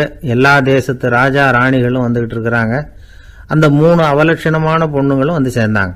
யார் இவங்கன்னு கேட்டார் ராஜா. என் பெரியப்பா பொண்ணுங்க அப்படின்னா அந்த பொண்ணு. காலும் உதடும் கட்டை விரலும் ஏன் இப்படி உங்களுக்கு அவலட்சணம் ஆயிட்டுது அப்படின்னு கேட்டார். அதுக்கு அந்த பொண்ணுங்க பதில் சொன்னாங்க. என்ன செய்யறது, ஓயாமல் வைக்கோலை நூற்று ஒருத்தியோட கட்டை விரல் அப்படி கரண்டி மாதிரி ஆயிட்டுது. நாக்கில் தொட்டு தொட்டு திரிச்சதுனால ஒருத்தியோட உதடு அப்படி ஆயிட்டுது. காலால் கட்டையை அழுத்தி அழுத்தி தறி போட்டதுனால இன்னொருத்தையோட கால் அப்படி ஆயிட்டுது. உங்கள் மருமகளாக வந்திருக்கிற இந்த பொண்ணு அந்த 3ஐயுமே செய்ய தெரிஞ்சவ தான். என்ன ஆக போதும் இன்னும் கொஞ்ச நாளில் அப்படின்னாங்க. அவ்வளவுதான். ராஜா பயந்துட்டார். அம்மா, இன்னையிலேருந்து நீ இளவரசனின் மனைவி. நீ எப்பவும் அழகாக இருக்கணும். அதனால் நீ இனிமேல் வைக்கோலை திரிக்கவே கூடாது அப்படின்னு உத்தரவு போட்டார். அவளை இக்கட்டான சூழ்நிலையிலிருந்து காப்பாற்றின அந்த 3 பொண்ணுங்களும் சந்தோஷமாக திரும்பி போயிட்டாங்களாம். சுவாமி சின்மயானந்தர் இந்த கதையை சொல்லியிருக்கிறார். தன்னலம் மறந்து சுயலாபத்தை தியாகம் செய்கிறது வைக்கோல்ல இருந்து தங்க இழைய நூக்கிறது மாதிரி அப்படிங்கிறார் அவர். அது இருக்கட்டும், இப்போ நம்ம கதைக்கு வருவோம். ஒரு ராஜா தன்னோட மகனுக்கு சுயவரம் நடத்தினார். எல்லா தேசத்திலிருந்தும் ராஜகுமாரர்கள் வந்திருந்தாங்க. ராஜகுமாரியை கல்யாணம் பண்ணிக்கலாம்ங்கிற ஆசையில் சுயம்பர மண்டபத்திலிருந்து எல்லா ராஜகுமாரர்களும் அலறி அடிச்சுக்கிட்டு வெளியில் ஓடி வந்துகிட்டு இருக்கிறாங்களாம். ஏன் இப்படி எல்லாரும் மிரண்டு போய் ஓடி வர்றாங்கன்னு கேட்டார் ஒருத்தர். அதுக்கு இன்னொருத்தர் விவரம் சொன்னார். ராஜகுமாரியை இன்னைக்கு தான் அவங்க நேரில் பார்த்தாங்களாம், அதுதான் அப்படி ஓடி வந்துகிட்டு இருக்கிறாங்க அப்படின்னார். காசி மாநகரத்தை பிரம்மதத்தன் அப்படிங்கிற ராஜா ஆட்சி பண்ணிட்டு வந்தார். அவர் ஒவ்வொரு வருஷமும் ஒரு திருவிழா நடத்துறது வழக்கம். எல்லா தேசத்திலிருந்தும் எல்லா வகையான ஜனங்களும் அதில் கலந்துக்குவாங்க. ஒரு சமயம் அது மாதிரி விழா நடந்துகிட்டு இருந்தது. வைகுண்டத்திலிருந்து தேவலோகத்திலிருந்து நிறைய தேவகுமாரர்கள்லாம் காசி நகருக்கு அப்போது வந்திருந்தாங்க. அதில் முக்கியமாக ஒரு 4 தேவகுமாரர்கள். அந்த 4 பேரையும் சுற்றி ஏகப்பட்ட கூட்டம். அப்படி என்ன விசேஷம் அவங்கக்கிட்ட அப்படின்னா, மற்றவங்களை விட அவங்க முகம் அழகாக இருந்ததா அப்படி பார்த்தா அப்படியும் இல்லை. அவங்க அணிஞ்சிருந்த மலர் மாலைகள் தான் அதுக்கு காரணமாக. அந்த மலர்கள்லேருந்து அப்படி ஒரு அபூர்வமான நறுமணம். இதுக்கு முன்னாடி இப்படி ஒரு நறுமணத்தை அந்த ஊர் ஜனங்க அனுபவிச்சதே இல்லை. அதுதான் அந்த 4 பேரையும் சுற்றி கூட்டம். எல்லாரும் கேள்வி கேட்க ஆரம்பித்தாங்க. உடனே அந்த 4 தேவகுமாரர்களும் எல்லாருக்கும் தெரியும்படியாக வானத்தில் எழும்பி கொஞ்சம் உயரமாக நின்றுக்கிட்டாங்க. கீழே நின்றுக்கிட்டு இருந்த அரசன்லேருந்து ஆண்டி வரைக்கும் ஒருத்தர் பாக்கி இல்லாமல் ஒரே குரலில் எல்லாரும் அவங்கள பார்த்து, எங்களுக்கும் இது மாதிரி மாலையை போட்டுக்கணும்னு ஆசையாக இருக்குது, அதுக்கு நீங்கள் தான் அருள் பண்ணணும் அப்படின்னு கேட்டுக்கிட்டாங்க. மாலை போட்டுக்கிறதுனா எல்லாருக்கும் ஆசையாக தானே இருக்கும். அந்த 4 தேவகுமாரர்களில் ஒருத்தர் புத்தர் பிரான். அவர் சொன்னார், பூலோகவாசிகளே, நான் சொல்கிறத கொஞ்சம் பொறுமையாக கேளுங்க. கக்காரு அப்படிங்கிற கற்பக விருஷத்தின் மலர்களால் தொடுக்கப்பட்டது இந்த மாலை. இதுக்கு நிறைய சக்தி உண்டு. எந்த காலமும் இது வாடாது, வாசனையும் குறையாது. ஆனால் இதை அணிந்து கொள்றதுக்கு சில தகுதிகள் தேவை அப்படின்னார். என்ன தகுதி அது சொல்லுங்களேன் அப்படின்னு ஏக காலத்தில் எல்லாரும் சத்தம் போட்டாங்க. தீய இயல்புகள் உள்ளவங்க, இழிந்த சிந்தனை இழிந்த செயல் உள்ளவங்க இந்த மாலையை அணிய முடியாது அப்படின்னார். அவ்வளோதான். கூட்டத்தில் சத்தம் போட்டவங்கள்லாம் மெதுவாக அப்படி அடங்க ஆரம்பிச்சிட்டாங்க. இன்னொரு தேவகுமாரன் சொன்னார், அடுத்தவங்க பொருளை அபகரிக்காதவன், அடுத்தவங்களுக்கு கெடுதல் பண்ணக்கூடிய பொய் பேசாதவன், பேராசையினால் கெட்ட வழியில் பொருள் ஈட்ட நினைக்காதவன் இந்த மாலையை போட்டுக்கலாம் அப்படின்னார். கூட்டத்திலிருந்து யாரும் முன்னுக்கு வரல. ஒரே ஒரு ராஜகுரு மட்டும் கொஞ்சம் முன்னாடி வந்தார். பெரியவர், படித்தவர். அவர், எனக்கு தகுதி இருக்குது அந்த மாலையை போட்டுக்கிறதுக்கு அப்படின்னார். வேற ஒன்றும் இல்லை, பொய் சொல்லியாவது அந்த மாலையை வாங்கிக்குவோமே அப்படின்னு முடிவு பண்ணிட்டார் அவர். அவ்வளோதான், மாலையை வாங்கிட்டார். அடுத்த தேவகுமாரன் பேசினார். யாருக்கு திடமான அறிவும் மனமும் இருக்குதோ, யாருக்கு நல்ல காரியங்களில் அசையாத ஈடுபாடு இருக்குதோ, நல்ல அரிய பொருள்களை தனியாக தான் மட்டும் அனுபவிக்க விரும்பாதவர் யாரோ அவர் முன்னாடி வந்து இந்த மாலையை வாங்கிக்கலாம் அப்படின்னார். அந்த தகுதியும் எனக்கு இருக்குன்னார் ராஜகுரு. மாலையை வாங்கி போட்டுக்கிட்டார். இன்னொரு ராஜகுமாரன் பேச ஆரம்பித்தார். அறநெறியில் செல்வம் சேர்க்கணும், ஆடம்பர பொருள்களுக்கு அடிமையாகக்கூடாது, வெற்றி அடைஞ்சாலும் கர்வம் வரக்கூடாது, அப்படிப்பட்டவங்க இந்த மாலையை போட்டுக்கலாம்னார். துணிஞ்சு பொய் சொல்லி அதையும் வாங்கி கழுத்தில் போட்டுக்கிட்டார் இந்த ராஜகுரு. இன்னொரு ராஜகுமாரன் சொன்னார், சான்றோர்களை நிந்திக்காதவங்க, புறம் பேசாதவங்க இந்த மாலையை போட்டுக்கலாம்னார். அதையும் வாங்கி போட்டுக்கிட்டார். திருவிழா முடிஞ்சுது, எல்லாரும் திரும்பி போயிட்டாங்க. மறுநாள் ராஜகுரு 4 மாலைகளையும் போட்டுக்கிட்டு ராஜசபைக்கு வரார். வந்தவர் ரொம்ப அவஸ்தையோடு வர்றார். மாலையெல்லாம் வாடி போயிட்டுது, வாசனை எதுவும் கிடையாது. அது மட்டும் இல்லை, அவருக்கு கடுமையான தலைவலி வேற வந்துட்டுது. துடிச்சு போயிட்டார். மாலையை கழட்டவும் முடியல. ஜனங்கள்லாம் அவரை பார்த்து சிரிக்க ஆரம்பிச்சிட்டாங்க. என்னத்துக்கு ஆசைப்படணும், ஏன் இப்படி கஷ்டப்படணும் அப்படின்னு ராஜா பார்த்தார். மறுபடியும் விழாவுக்கு ஏற்பாடு பண்ணினார். தேவகுமாரர்கள்லாம் வந்தாங்க. ராஜகுரு வந்தார். மக்கள் முன்னிலையில் அவங்க காலில் விழுந்தார், மன்னிப்பு கேட்டுக்கிட்டார். இந்த மாலையை போட்டுக்கிற தகுதி எனக்கு இல்லை. தகுதி இல்லாத ஒருத்தன் தகாத தகுதியை பொய் மூலம் பெறணும்னு ஆசைப்படுறாங்களே, அவங்களுக்கெல்லாம் என்னுடைய தண்டனை ஒரு எச்சரிக்கையாக இருக்கட்டும்னார். அதுக்கப்புறம் தேவகுமாரர்கள் அவர் கழுத்தில் இருக்கிற மாலையை கழட்டினாங்களாம். அந்த மாலைகளும் பழையபடி மனம் கொடுக்க ஆரம்பிச்சுட்டு தான். இதுலேருந்து நாம் தெரிஞ்சுக்க வேண்டியது என்னென்னா, நமக்கு தகுதி இல்லாத ஒரு கௌரவம் நம்மக்கிட்ட தானாக வந்தால் கூட அதை வந்து தவிர்த்து விடுறது தான் நல்லது. அதுதான் புத்திசாலித்தனம். ஒருத்தர் வந்தார், சார் எங்கள் இலக்கிய மன்ற விழாவுக்கு நீங்கள் வந்து தலைமை தாங்கணும்னார். உடனே இவர் சொன்னார், பேச்சாளர், சார் இலக்கியத்தை பற்றி பேசுகிற தகுதி எனக்கு இல்லையே அப்படின்னார். உடனே அவர் கூப்பிட வந்தவர் சொன்னார், அந்த தகுதி உங்களுக்கு இல்லைங்கிறது எங்களுக்கும் தெரியும் சார், அதனால தான் உங்களை தலைமை தாங்க கூப்பிடுறேன் அப்படின்னார். அது சரி, தலைமைன்னா அதுக்கு இவர் என்னதான் அர்த்தம் பண்ணுறாருன்னு தெரியல. ஒரு பெரிய பியானோ கலைஞர் வியன்னாவில் இருந்தார். ரொம்ப புகழ்பெற்ற இசை கலைஞர் அவர். இங்கிலாந்து மகாராணி விக்டோரியா அவருடைய சங்கீதத்தை கேட்கணும்னு ஆசைப்பட்டாங்க. அவரை அரண்மனைக்கு கூப்பிட்டாங்களாம். பியானோ வாசிக்க சொல்லி கேட்டாங்களாம். இவரும் ரொம்ப பிரமாதமாக வாய்ச்சி காட்டியிருக்கார். உடனே பாராட்டி பரிசுகள்லாம் கொடுத்து அனுப்புனாங்களாம். அந்த இசையை கேட்கறதுல அரசிக்கு ரொம்பவும் ஆர்வம் உண்டு. அதனால் அதுக்கப்புறமும் அந்த கலைஞர் அடிக்கடி அரண்மனைக்கு வர வேண்டிய அவசியம் ஏற்பட்டது. ஏன்னா அரசி கூப்பிட ஆரம்பித்தாங்க. இவர் போகணும், அங்கே இசை நிகழ்ச்சி நடத்தணும். இவர் அங்கே பாடி வாசிக்கிறது உண்டு. ஒரு தடவை வந்து மகாராணி அவரை பார்த்து, உங்கள் நாட்டு தேசிய கீதம் பாடுங்களேன் அப்படின்னு கேட்டாங்களாம். உடனே அவர் தன்னுடைய நாடான ஆஸ்திரியாவின் தேசிய கீதத்தை பாடியிருக்கிறார். அவர் பாட ஆரம்பித்த உடனே மகாராணி எழுந்திரிச்சு நின்னாங்களாம். அதுக்கு மரியாதை செலுத்துகிற நோக்கத்தோட பாட்டு முடிகிற வரைக்கும் அப்படியே நின்றுக்கிட்டு இருந்தாங்களாம். இதுதான் அந்த அரசியினுடைய பெருந்தன்மை. அதாவது நாட்டுப்பற்றுங்கிறது அந்த அளவுக்கு அப்படி இருக்கணும். இப்படி ஒரு அரசியே நம்ம நாட்டு தேசிய கீதத்துக்கு எழுந்திரிச்சு நின்று மரியாதை செலுத்துகிறாங்க அப்படிங்கிறத புரிஞ்சிக்கும் பொழுது அந்த முதிய கலைஞரின் மகிழ்ச்சிக்கு அளவே இல்லையாம். அதுக்கப்புறம் அந்த பியானோ கலைஞர் ஒரு நாள் தன்னுடைய நண்பர் ஒருத்தர்கிட்ட பேசிக்கிட்டு இருந்தாராம். அப்போ சொன்னாராம், மகாராணியார் வந்து எனக்கு எவ்வளவோ பரிசுகள்லாம் கொடுத்துருக்குறாங்க. ஒரு தடவை எனக்கு வைரக்கல் பதித்த அணி ஒன்றை கூட பரிசாக கொடுத்தாங்க. ஆனால் அதை விட உயர்ந்த விலை மதிக்க முடியாத அணி என்ன தெரியுமா? நான் என்னுடைய நாட்டு தேசிய கீதத்தை நான் பாடுறப்போ அவங்க எழுந்திரிச்சு நின்று மரியாதை செலுத்தினாங்களே, அதுதான் எனக்கு கிடைச்ச மிகப்பெரிய பரிசு அப்படின்னாராம். எனக்கு தெரிஞ்ச சங்கீத வித்வான் ஒருத்தர் இருக்கார். சமீபத்தில் ஒரு நாள் அவரை பார்த்தேன். எப்படி போயிட்டுருக்கு உங்கள் தொழில் அப்படின்னு கேட்டேன். ரொம்பவும் வித்தியாசமாக போயிட்டுருக்குங்க அப்படின்னார். என்ன சொல்கிறீங்க அப்படின்னேன். முன்னாடியெல்லாம் நான் பாடினா எதிரில் இருக்கிறவங்க தான் எழுந்திரிச்சு போயிட்டு இருந்தாங்க. இப்போ எப்படின்னா நான் பாட ஆரம்பிச்சுட்டா உடனே பக்கவாத்தியக்காரனே எழுந்திரிச்சு போடுறான் அப்படின்னார் ரொம்ப வேதனையோட. என்னை விட யோகியம் இந்த உலகத்தில் வேற யாரும் இல்லை சார் அப்படின்னார் ஒருத்தர். அவரை விட அயோக்கியன் வேற யாரும் இருக்க முடியாதுங்கிற முடிவுக்கு கேட்டவங்க வந்துட்டாங்களாம். மனுஷனுக்கு இருக்கிற ஒரு மிகப்பெரிய குறையே தன்கிட்ட இருக்கிற குறை அவனுக்கு தெரியாமல் போகிறது தான். ஆனால் அடுத்தவங்ககிட்ட இருக்கிற குறை இவனுக்கு தெளிவாக தெரிஞ்சிடும். ஒரு ஒட்டகம் ஒரு கொக்கை பார்த்து ஒரு கேள்வி கேட்டுதான். என்ன கேள்வி தெரியுமா? உன் கழுத்து ஏன் இப்படி வளைஞ்சி போயிருக்குது அப்படின்னு கேட்டிருக்கு. இதுக்கு உடம்பே வளைச்சல். இது போய் கொக்கை கிண்டல் பண்ணுது. இன்னைக்கு மனித சுபாவமும் கிட்டத்தட்ட இப்படித்தான் இருக்குது. இந்த உலகத்தில் குறையில்லாத மனிதர்கள் யாரும் கிடையாது, நாம உள்பட அப்படிங்கிறத முதல்ல நாம் நல்லா புரிஞ்சுக்கணும். ஒரு ஊரில் ஒரு விற்பனை நிலையம் இருந்தது. செல்ல பிராணிகளை விற்பனை செய்கிற நிலையம் அது. நாய், கிளி, பூனை இப்படி நிறைய வச்சு விற்பனை பண்ணிகிட்டு இருக்கிறாங்க. நாய்க்குட்டி விற்பனை செய்கிற பகுதியில் ஒரு சிறுவன் நின்றுக்கிட்டு இருந்தான். விற்பனை செய்கிற ஆளுகிட்ட விலை கேட்டுக்கிட்டு இருந்தான்.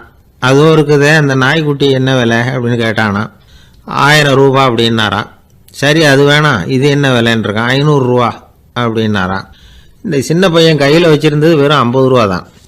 அதனால் இதை விட குறைச்சலாக கிடைக்குமான்னு பார்த்துருக்கான். அந்த கடையில் ஒரு மூலையில் சரியாக கவனிக்கப்படாமல் ஒரு நாய்க்குட்டி படுத்து கிடந்தது. பாவமாக கத்திக்கிட்டு இருந்தது. அதை பார்த்ததுமே இவனுக்கு அது ரொம்ப பிடிச்சி போச்சு. உடனே அந்த கடைக்காரரை பார்த்து, அதுவும் அந்த மூலையில் படுத்து கிடக்குதே அந்த நாய்க்குட்டி என்ன விலை அப்படின்னு கேட்டிருக்கான். தம்பி, அது ஒரு கால் ஊனம், அதனால் அது உன்னோட குதித்து விளையாடவோ ஓடுறதோ அதால் முடியாத காரியம் அப்படின்ட்டுருக்கார் அவர். அது தெரிஞ்சுதாங்க கேட்குறேன், அதோட விலை என்ன அதை மட்டும் சொல்லுங்களேன் அப்படின்ட்டுருக்கான். தம்பி, இது கால் ஊனம் உள்ள ஒரு நாய். இதை போய் காசு கொடுத்து வாங்கிறதுக்கு யாராவது பிரியப்படுவாங்களா? இதை நான் உனக்கு இலவசமாகவே தர்றேன், எடுத்துகிட்டு போ அப்படின்னாரான். இதை கேட்டதும் அந்த சிறுவனுக்கு கோபம் வந்துட்டு தான். நீங்கள் ஒன்றும் சும்மா கொடுக்க வேணாம், இந்தாங்க 50 ரூபா, இதை வச்சுக்கிட்டு நாய்க்குட்டியை கொடுங்க அப்படின்ட்டுருக்கான். அவருக்கு ஒன்றும் புரியல, ஆச்சரியமாக இருந்தது. சரின்னு பணத்தை வாங்கிட்டு நாய்க்குட்டியை தூக்கி கொடுத்தார். அந்த சிறுவன் அந்த நாய்க்குட்டியை 2 கையாலையும் வாங்கினா, மார்போட பிரியமாக சேர்த்து அணைச்சிக்கிட்டான். தெருவில் இறங்கி நடக்கிறான். அப்படி நடக்கும்பொழுது தான் பார்க்குறார், கடைக்காரர் ஆச்சரியமாக அவனை பார்க்குறார். அப்போ தான் அவருக்கு ஒரு விஷயம் புரியுது. அந்த சிறுவன் தெருவில் நாய்க்குட்டியை மார்போடு அணைச்சிக்கிட்டு விந்தி விந்தி நடந்து போய்கிட்டு இருக்கிறான். ஆமாம், அவனுக்கும் ஒரு கால் ஊனம். இந்த நாய்க்குட்டியை யாருமே வாங்க மாட்டாங்கன்னு நினச்சிக்கிட்டு இருந்தார். குறையுள்ள அதுக்கும் ஒரு எஜமானன் கிடச்சிட்டான். அதனால் ஊனம் ஒரு குறை இல்லை அப்படிங்கிற உண்மையை அந்த கடைக்காரர் புரிஞ்சுக்கிட்டாரான். நம்மால் ஒருத்தர் கொஞ்சம் வயசானவர், எழுந்திரிச்சு சரியாக நடக்க முடியாது, சாய்வு நாற்காலியிலேயே எப்பவும் உட்காந்துருப்பார். அவர் தனக்கு துணையாக ஒரு நாயை பக்கத்தில் வச்சுருந்தார். அதுவும் ரொம்ப வயசான ஒரு நாய், எழுந்திரிக்கவே சிரமப்படும், நடக்கவும் முடியாது. அவர் பக்கத்திலே இதுவும் சோர்ந்து போய் படுத்து கிடக்கும். அந்த பெரியவரை பார்க்க வந்த ஒருத்தர் கேட்டார், ஏங்க, ஒரு சின்ன பையனை உங்களுக்கு துணையாக வச்சுக்கப்படாதா? இந்த நாயை உங்களுக்கு பாதுகாப்பாக வச்சுருக்கிறீங்களே, உங்களுக்கு ஒரு ஆபத்துன்னா இது எப்படி உங்களுக்கு உதவ முடியும் அப்படின்னார். அப்போ அவர் சொன்னாராம், எனக்கு ஒரு ஆபத்துன்னா அந்த சமயத்தில் இந்த நாய் என்னை தனியாக விட்டுட்டு ஓடி போயிடாமல் இருக்கணும்ல, அதுக்காகத்தான் இதை நான் வச்சுருக்கிறேன் அப்படின்னாராம். ஒரு தடவை நாரதர் ஒரு தெரு வழியாக போய்கிட்டு இருந்தார். வழியில் ஒருத்தர் வேத சாஸ்திரம்லாம் படிச்சுக்கிட்டு உட்காந்துருந்தார். அவர் நாரதரை பார்த்து, எங்கே போயிட்டு இருக்கிறீங்கன்னு கேட்டார். கடவுளை பார்த்துட்டு வரலாம்னு போயிட்டுருக்கிறேன் அப்படின்னார் நாரதர். அப்படின்னா அவர்கிட்ட, எனக்கு எப்போ முக்தி கிடைக்கும்னு கேட்டுட்டு வாங்களேன் அப்படின்னார் இவர். சரி, கேட்டு வரேன் அப்படின்னு சொல்லிவிட்டு நாரதர் நடந்தார். கொஞ்சம் தூரத்தில் ஒரு மரத்தடியில் ஒரு தொழிலாளி செருப்பு தைச்சிக்கிட்டு உட்காந்துருந்தார். அந்த ஆளும் அதே மாதிரி கேட்டுக்கிட்டார், எனக்கு எப்போ முக்தி கிடைக்கும்னு கடவுள்கிட்ட கேட்டுக்கிட்டு வாங்களேன்னார். அவர்கிட்டையும் சரின்னு சொல்லிவிட்டு நாரதர் நேராக வைகுண்டத்துக்கு வந்து சேர்ந்தார். கடவுளை பார்த்தார். இவங்க 2 பேரும் சொல்லி அனுப்பின விஷயத்தை பற்றி கேட்டார். அதுக்கு கடவுள் சொன்னார், அந்த செருப்பு தைக்கிற தொழிலாளி உடல் நீத்ததும் உடனே என்னை வந்து அடைவான். ஆனால் அந்த சாஸ்திரம் படித்த ஆள் இப்போதைக்கு என்கிட்ட வந்து சேரமாட்டான். அவன் இன்னமும் பல பிறவிகள் எடுத்து அங்கேயே இருக்க வேண்டியிருக்குது. எப்போ இங்கே வந்து சேருவான்னு எனக்கே தெரியாது அப்படின்னார். நாரதருக்கு இதோட ரகசியம் என்னங்கிறது புரியல. எனக்கு ஒன்றும் புரியலையேன்னாரான் கடவுள்கிட்ட. சீக்கிரம் புரிஞ்சுக்குவேன், நீ திரும்பி போகிறப்போ நான் இங்கே வைகுண்டத்தில் என்ன செஞ்சுக்கிட்டு இருக்கேன்னு கேட்டால், ஒரு ஊசியின் துவாரத்தில் ஒரு யானையை கோத்துக்கிட்டு இருக்கிறேன்னு அவங்கக்கிட்ட சொல்லு அப்படின்னார் கடவுள் சிரிச்சுக்கிட்டே. நாரதர் பூமிக்கு திரும்பினார். கடவுளை பார்த்தீங்களா, எப்படி இருக்கார் அப்படின்னு விசாரித்தார் வேத சாஸ்திரம் படித்தவர். ஓ பகவானா, அவர் யானையை ஊசியின் காதில் நுழைச்சிக்கிட்டு இருக்கிறார் பார்த்தேன்னார் நாரதர். ஊசி காதில் யானையா, அது எப்படி முடியும்? நீங்கள் சொல்கிறத நான் நம்ப மாட்டேன்னு விட்டார் அவர். சரி, இந்த ஆளுக்கு இறைவன் பேரில் நம்பிக்கை இல்லை அப்படிங்கிறத நாரதர் புரிஞ்சுக்கிட்டார். அடுத்தபடியாக அந்த தொழிலாளி இருந்த இடத்துக்கு போனார். இறைவனை பார்த்தீங்களான்னு கேட்டார் அவர். பார்த்தேன், ஒரு ஊசி துவாரத்தில் யானையை கோத்துக்கிட்டு இருந்தார் அப்படின்னு சொல்லிவிட்டு நாரதர் அந்த ஆள் முகத்தை கவனித்தார். அந்த தொழிலாளி இதை கேட்டுட்டு கொஞ்சம் கூட ஆச்சரியப்படலை. அவரால் முடியாத காரியம் கூட உண்டானார். என்ன இப்படி சொல்கிற, ஊசியின் துவாரத்தில் யானையை கோக்க முடியும்னு நீ நம்புறியா அப்படின்னு கேட்டார் நாரதர். நிச்சயமாக நம்புகிறேன்னார் அவர். அது எப்படி அப்படின்னு கேட்டார் இவர். இதோ பாருங்கள், நான் இந்த ஆலமரத்தடியில் தான் தினமும் உட்காந்துருக்கிறேன். தினமும் இந்த மரத்திலிருந்து எவ்வளவோ பழம் கீழே விழுது. இந்த பழத்தில் இருக்கிற ஒவ்வொரு விதையிலேயும் உள்ள ஒரு ஆலமரம் இருக்குது. ஒரு சின்ன விதைக்குள்ள ஒரு பெரிய ஆலமரம் இருக்க முடியுங்கிறப்ப ஊசி துவாரத்தில் கடவுள் வந்து யானையை நுழைய வச்சாருங்கிறத ஒத்துக்கிறதுல என்ன கஷ்டம் இருக்குது அப்படின்னு ரொம்ப சர்வசாதாரணமாக பதில் சொன்னாராம் அந்த தொழிலாளி. நாரதர் யோசனை பண்ணார், இந்த தொழிலாளி வேத சாஸ்திரங்களையெல்லாம் படிக்கலைன்னா கூட அறிவுபூர்வமாக சிந்திச்சு இறைவனை நம்புகிறான். அதனால தான் கடவுள் இந்த ஆளுக்கு சீக்கிரம் முக்தி கிடைக்கும்னு சொன்னார் அப்படிங்கிறத புரிஞ்சுக்கிட்டாராம். இந்த கதையில் வர்ற கடவுள், நாரதர், வைகுண்டம் இதெல்லாம் ஒரு பக்கம் இருக்கட்டும், ஒரு சின்ன விதைக்குள்ள ஒரு பெரிய ஆலமரம் தூங்கிக்கிட்டு இருக்கு அப்படிங்கிற உண்மை, அந்தரத்தில் 1000 கிரகங்கள் சுற்றிக்கிட்டு இருக்குங்கிற உண்மை, இதெல்லாம் வந்து நாம் பார்த்துக்கிட்டு தானே இருக்கிறோம். இந்த உண்மைகள் வந்து அதிசயமாக நமக்கு தெரியறதுனால அதை வந்து நம்பாமல் இருந்துட முடியாது. இயற்கையை பரிபூர்ணமாக நம்புங்கள், அந்த நம்பிக்கையே நம்ம வாழ்க்கைக்கு ஆதாரம் அப்படிங்கிறத விளக்கிறதுக்காக தான் இந்த கதை. இந்த காலத்தில் நம்ம பிள்ளைங்களுக்கெல்லாம் இது மாதிரி நம்பிக்கை அதிகமாகவே இருக்குது. ஒரு நாள் ஒரு சின்ன பையன்கிட்ட கேட்டேன், ஏன்பா கடவுள் வந்து ஒரு பானைக்குள்ளே ஒரு யானையை நுழைய வச்சுட்டாருன்னு சொன்னால் அதை நீ நம்புவியா அப்படின்னு கேட்டோம். நம்புவேன் சார், அது ஒன்றும் பெரிய அதிசயம் இல்லைன்னா. எப்படிறான்னு கேட்டோம். எப்படின்னா அந்த பானை வந்து அந்த யானையை விட பெருசாக இருந்திருக்கும், அவ்வளவுதான் அப்படின்னு சொல்கிறான். ஒரு தீக்குச்சி தீப்பெட்டியை பார்த்து கேட்டுதான், நாம் 2 பேரும் தானே உரசிக்கிறோம், ஆனால் நான் மட்டும் தீ பிடிச்சி எரிஞ்சு போகிறேன், நீ அப்படியே இருக்கிறியே அப்படின்னு தான். அதுக்கு தீப்பெட்டி சொல்லியிருக்குது, உனக்கு தலையில் கணம் இருக்குது அதனால் அழிஞ்சு போகிறேன் அப்படின்னு தான். எப்படி இருக்கு பாருங்கள் இந்த பதில். தலையில் கணம் உள்ளவங்க யாருமே சரியாக இருக்க முடியாது. எவ்வளவு பெரியவங்களாக இருந்தாலும் சரி, ரொம்ப கஷ்டம்தான் அது. கர்வம்ங்கிறது கூடவே கூடாது. இதை விளக்கிறதுக்கு மகான் ஒருத்தர் ஒரு சம்பவத்தை சொல்கிறார். அர்ஜுனன் வந்து தீர்த்த யாத்திரை பண்ணானா, அப்போ தென்னிந்தியாவுக்கு வந்திருக்கிறான். ராமேஸ்வரத்துக்கு போனப்போ அங்கே இலங்கைக்கு கல்லுலாம் அடுக்கி போடப்பட்டிருந்த பாலத்தை பார்த்தானா. ஒரு சின்ன குரங்கு அதுக்கு பக்கத்தில் விளையாடிக்கிட்டு இருந்திருக்கு. அதை பார்த்துட்டு அர்ஜுனன் சிரிச்சிருக்கான். ஏன் சிரிக்கிறேன்னு கேட்டிருக்கு அந்த குரங்கு. ராமன் மிகச்சிறந்த வில் வீரன், அப்படி இருக்கிறப்போ அவன் வந்து இலங்கைக்கு அம்புகளாலேயே ஒரு பாலம் கட்டியிருக்கலாம். அதை விட்டுட்டு போயும் உன்ன மாதிரி குரங்குகளை துணையாக வச்சுக்கிட்டு இப்படி ஒரு கருங்கல் பாலத்தை கட்டியிருக்கிறானே அப்படின்னு நானா. அம்புகளால் பாலம் கட்ட முடியுமா அப்படின்னு கேட்டுதான் குரங்கு. ஏன் முடியாது, என்னால் முடியுமேன்னு இருக்கான் அர்ஜுனன். அம்பால் பாலம் கட்டலாம், இருந்தாலும் என்ன மாதிரி குரங்குகள் ஏறி நடந்தா அது தாங்குமா?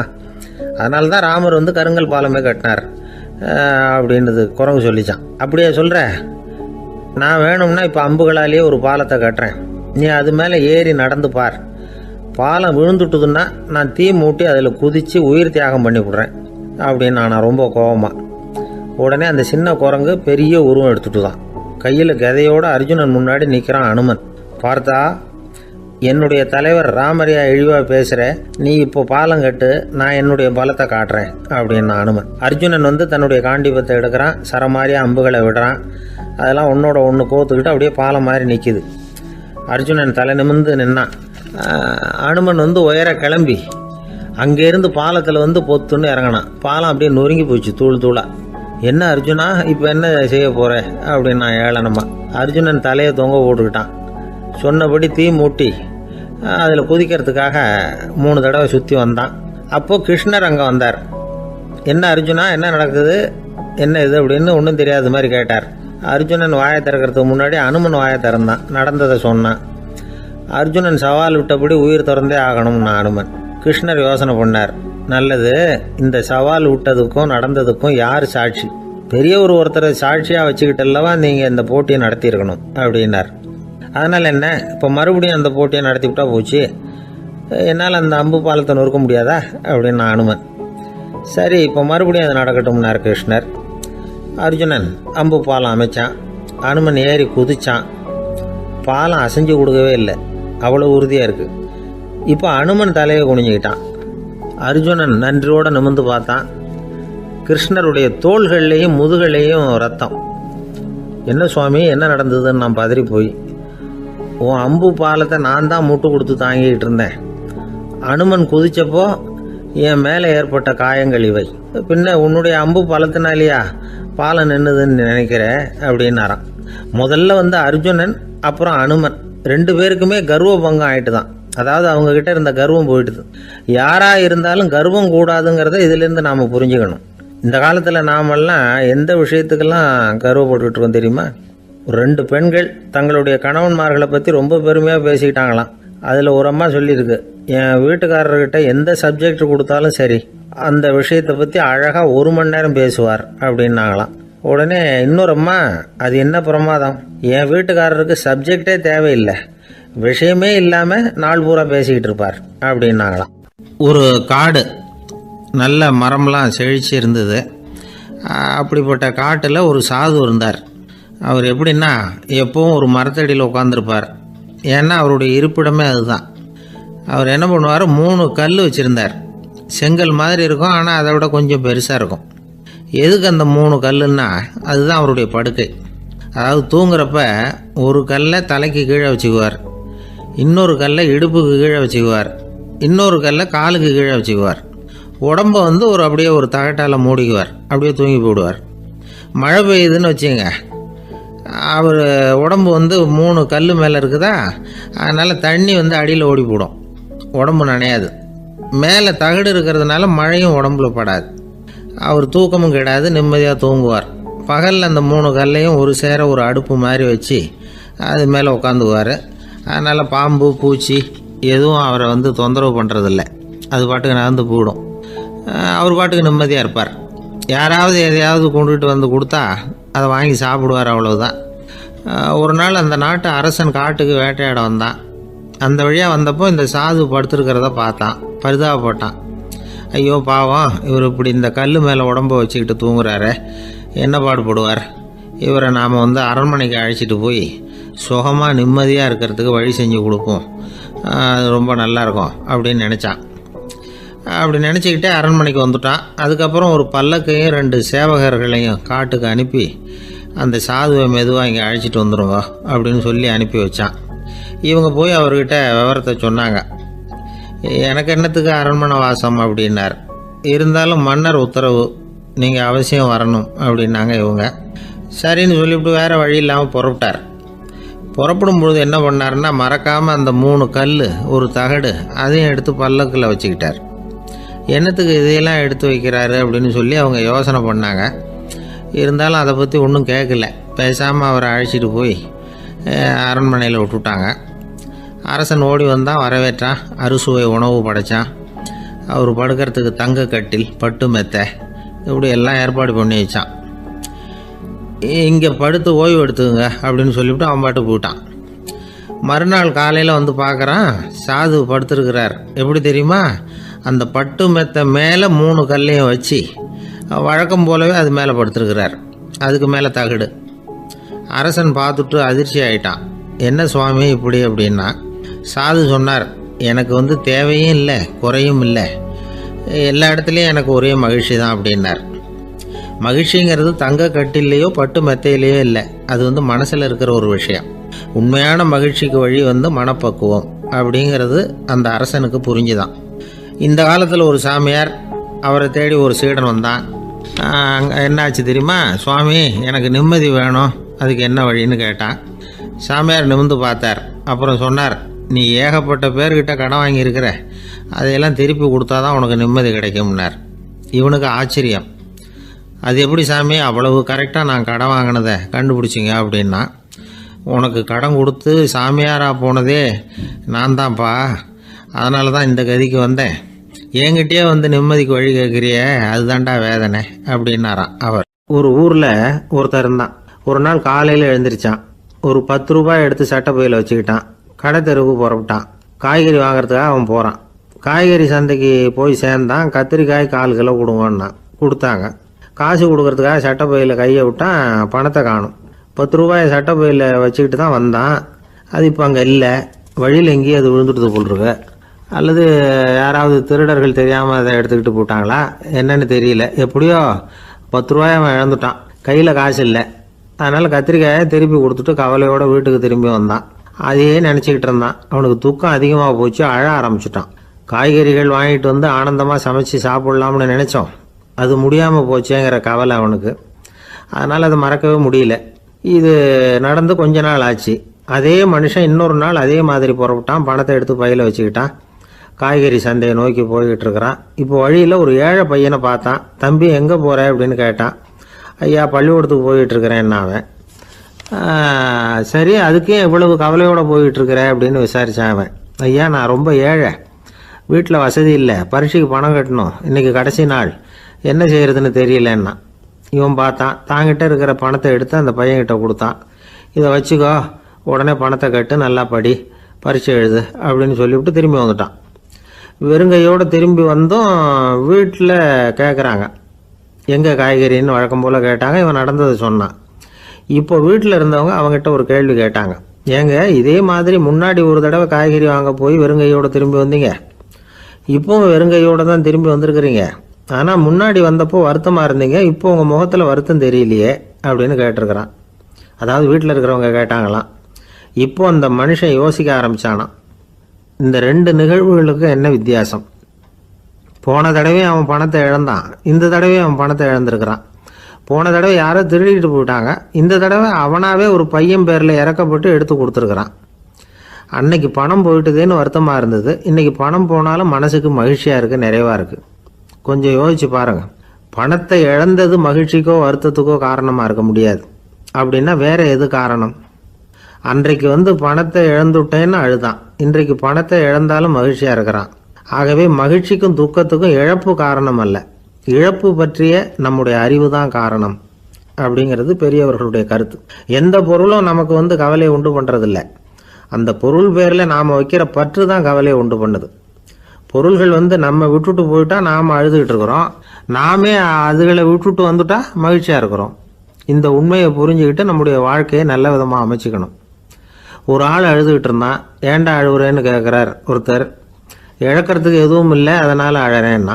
என்னடா சொல்கிறேன்னார். கிட்ட வாங்க சொல்கிறேன்னா.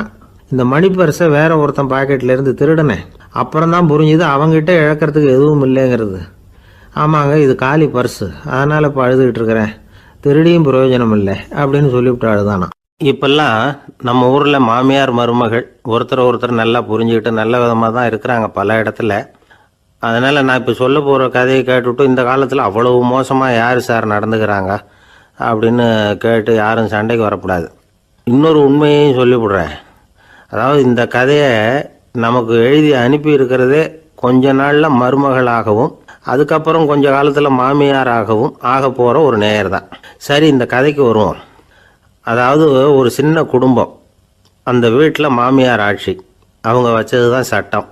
பிள்ளையண்டான் எப்படின்னா அம்மா சொல்கிறதையும் கேட்டுக்குவான், மனைவி சொல்கிறதையும் கேட்டுக்குவான், நமக்கு என்னத்துக்கு வம்புங்கிற டைப்பு. மருமகள் பேரில் குறை கண்டுபிடிக்கிறதுலேயே அந்த மாமியாருக்கு ஒரு சுவாரஸ்யம். சின்ன சின்ன விஷயத்துலலாம் குத்தம் கண்டுபிடிச்சிக்கிட்டே இருக்கிறாங்க. பொதுவாக எல்லாரும் எப்படின்னா ஏதாவது ஒரு காரணத்துக்காக சண்டை போட்டுக்கிட்டு இருப்பாங்க. அந்த அம்மா எப்படின்னா ஏதாவது ஒரு சண்டையை போடுறதுக்காக காரணத்தை தேடிக்கிட்டு இருப்பாங்க. அப்படி ஒரு மனசு. அந்த மருமக பொண்ணு பாவம் பயந்து ஒவ்வொரு காரியமும் செஞ்சுக்கிட்டு வந்தது. இப்படியே பல வருஷம் ஓடி போட்டுது. அந்த மாமியாருக்கும் ரொம்ப வயசாகிட்டுது. இருந்தாலும் அந்த பழைய சுபாவம் மட்டும் மாறவே இல்லை. திடீர்னு ஒரு நாள் பக்கவாதம் அந்த அம்மாவுக்கு ஒரு பக்கம் கை கால் இழுத்துக்கிட்டுது. வாய் சுத்தமாக பேச முடியாமல் போயிட்டுது. சத்தம் மட்டும் வரும். ஒரு பக்கத்து கை காலை அசைக்க முடியும், பேசுறதெல்லாம் கையால் தான், அதாவது கை சைகையால். இப்படிப்பட்ட நிலைமையில் கூட அந்த பொண்ணு தண்ணியோ பாலோ இவங்க எதிரில் கொண்டாந்து வச்சா அதை வேணும்னே தட்டி விட்டுட்டு ஒம்பு வளர்க்குறது. அதுக்கப்புறம் அந்த பொண்ணு தரையை சுத்தப்படுத்தும்ல, அதை பார்த்து ரசிக்கிறது. இருந்தாலும் அந்த பொண்ணு இதையெல்லாம் பெருசுப்படுத்தாமல் ரொம்ப பொறுமையாக தான் இருந்தது. ஒரு நாள் வீட்டில் வச்சுருந்த பாலை பூனை குடிச்சிட்டு போயிட்டுது. வயசான காலத்தில் இந்த அம்மா பால் இல்லாமல் கஷ்டப்படுவாங்களே அப்படின்னு நினச்சி பக்கத்து வீட்டில் போய் கொஞ்சம் பால் வாங்கிட்டு காய்ச்சி மாமியார் முன்னாடி கொண்டாந்து வச்சுது அந்த பொண்ணு. வழக்கம் போல் அந்த அம்மா பாலை தட்டி விட்டுட்டாங்க. இதை அந்த மருமக பொண்ணு கவனிச்சுட்டுது. இவ்வளவு நாள் பொறுமையாக இருந்த இந்த மருமகளுக்கு இன்னைக்கு இதை பார்த்து தான் அசாத்திய கோபம் வந்துட்டுது. கதவுக்கு பக்கத்தில் சாத்தி வச்சுருந்த உலக்கையை எடுத்து மாமியார் தலையில் போட, அது குறி தவறி கழுத்தில் பட, அந்த அம்மா கழுத்தை பிடிச்சிக்கிட்டு ஊன்னு கத்த, இந்த பொண்ணு ஒன்றும் அலட்டிக்காமல் உலக்கையை எடுத்து மறுபடியும் கதவு பக்கம் சாத்தி வச்சுட்டு அது பாட்டுக்கு நடந்து போயிட்டுது. இருந்தாலும் மனசுக்குள்ளே லேசாக ஒரு பயம். கணவன் வீட்டுக்கு வந்ததும் என்ன விஷயம்னு கேட்டால் எப்படி சமாளிக்கிறது? அன்னைக்குன்னு பார்த்து ரொம்ப நேரம் கழித்து வீடு வந்து சேர்ந்தான் கணவன். உடனே அந்த அம்மா புகார் பண்ண ஆரம்பிச்சுட்டுது. பேச்சு தான் வராத, அதனால் ஒரு பக்கத்து கையால் சைகை காட்டுது.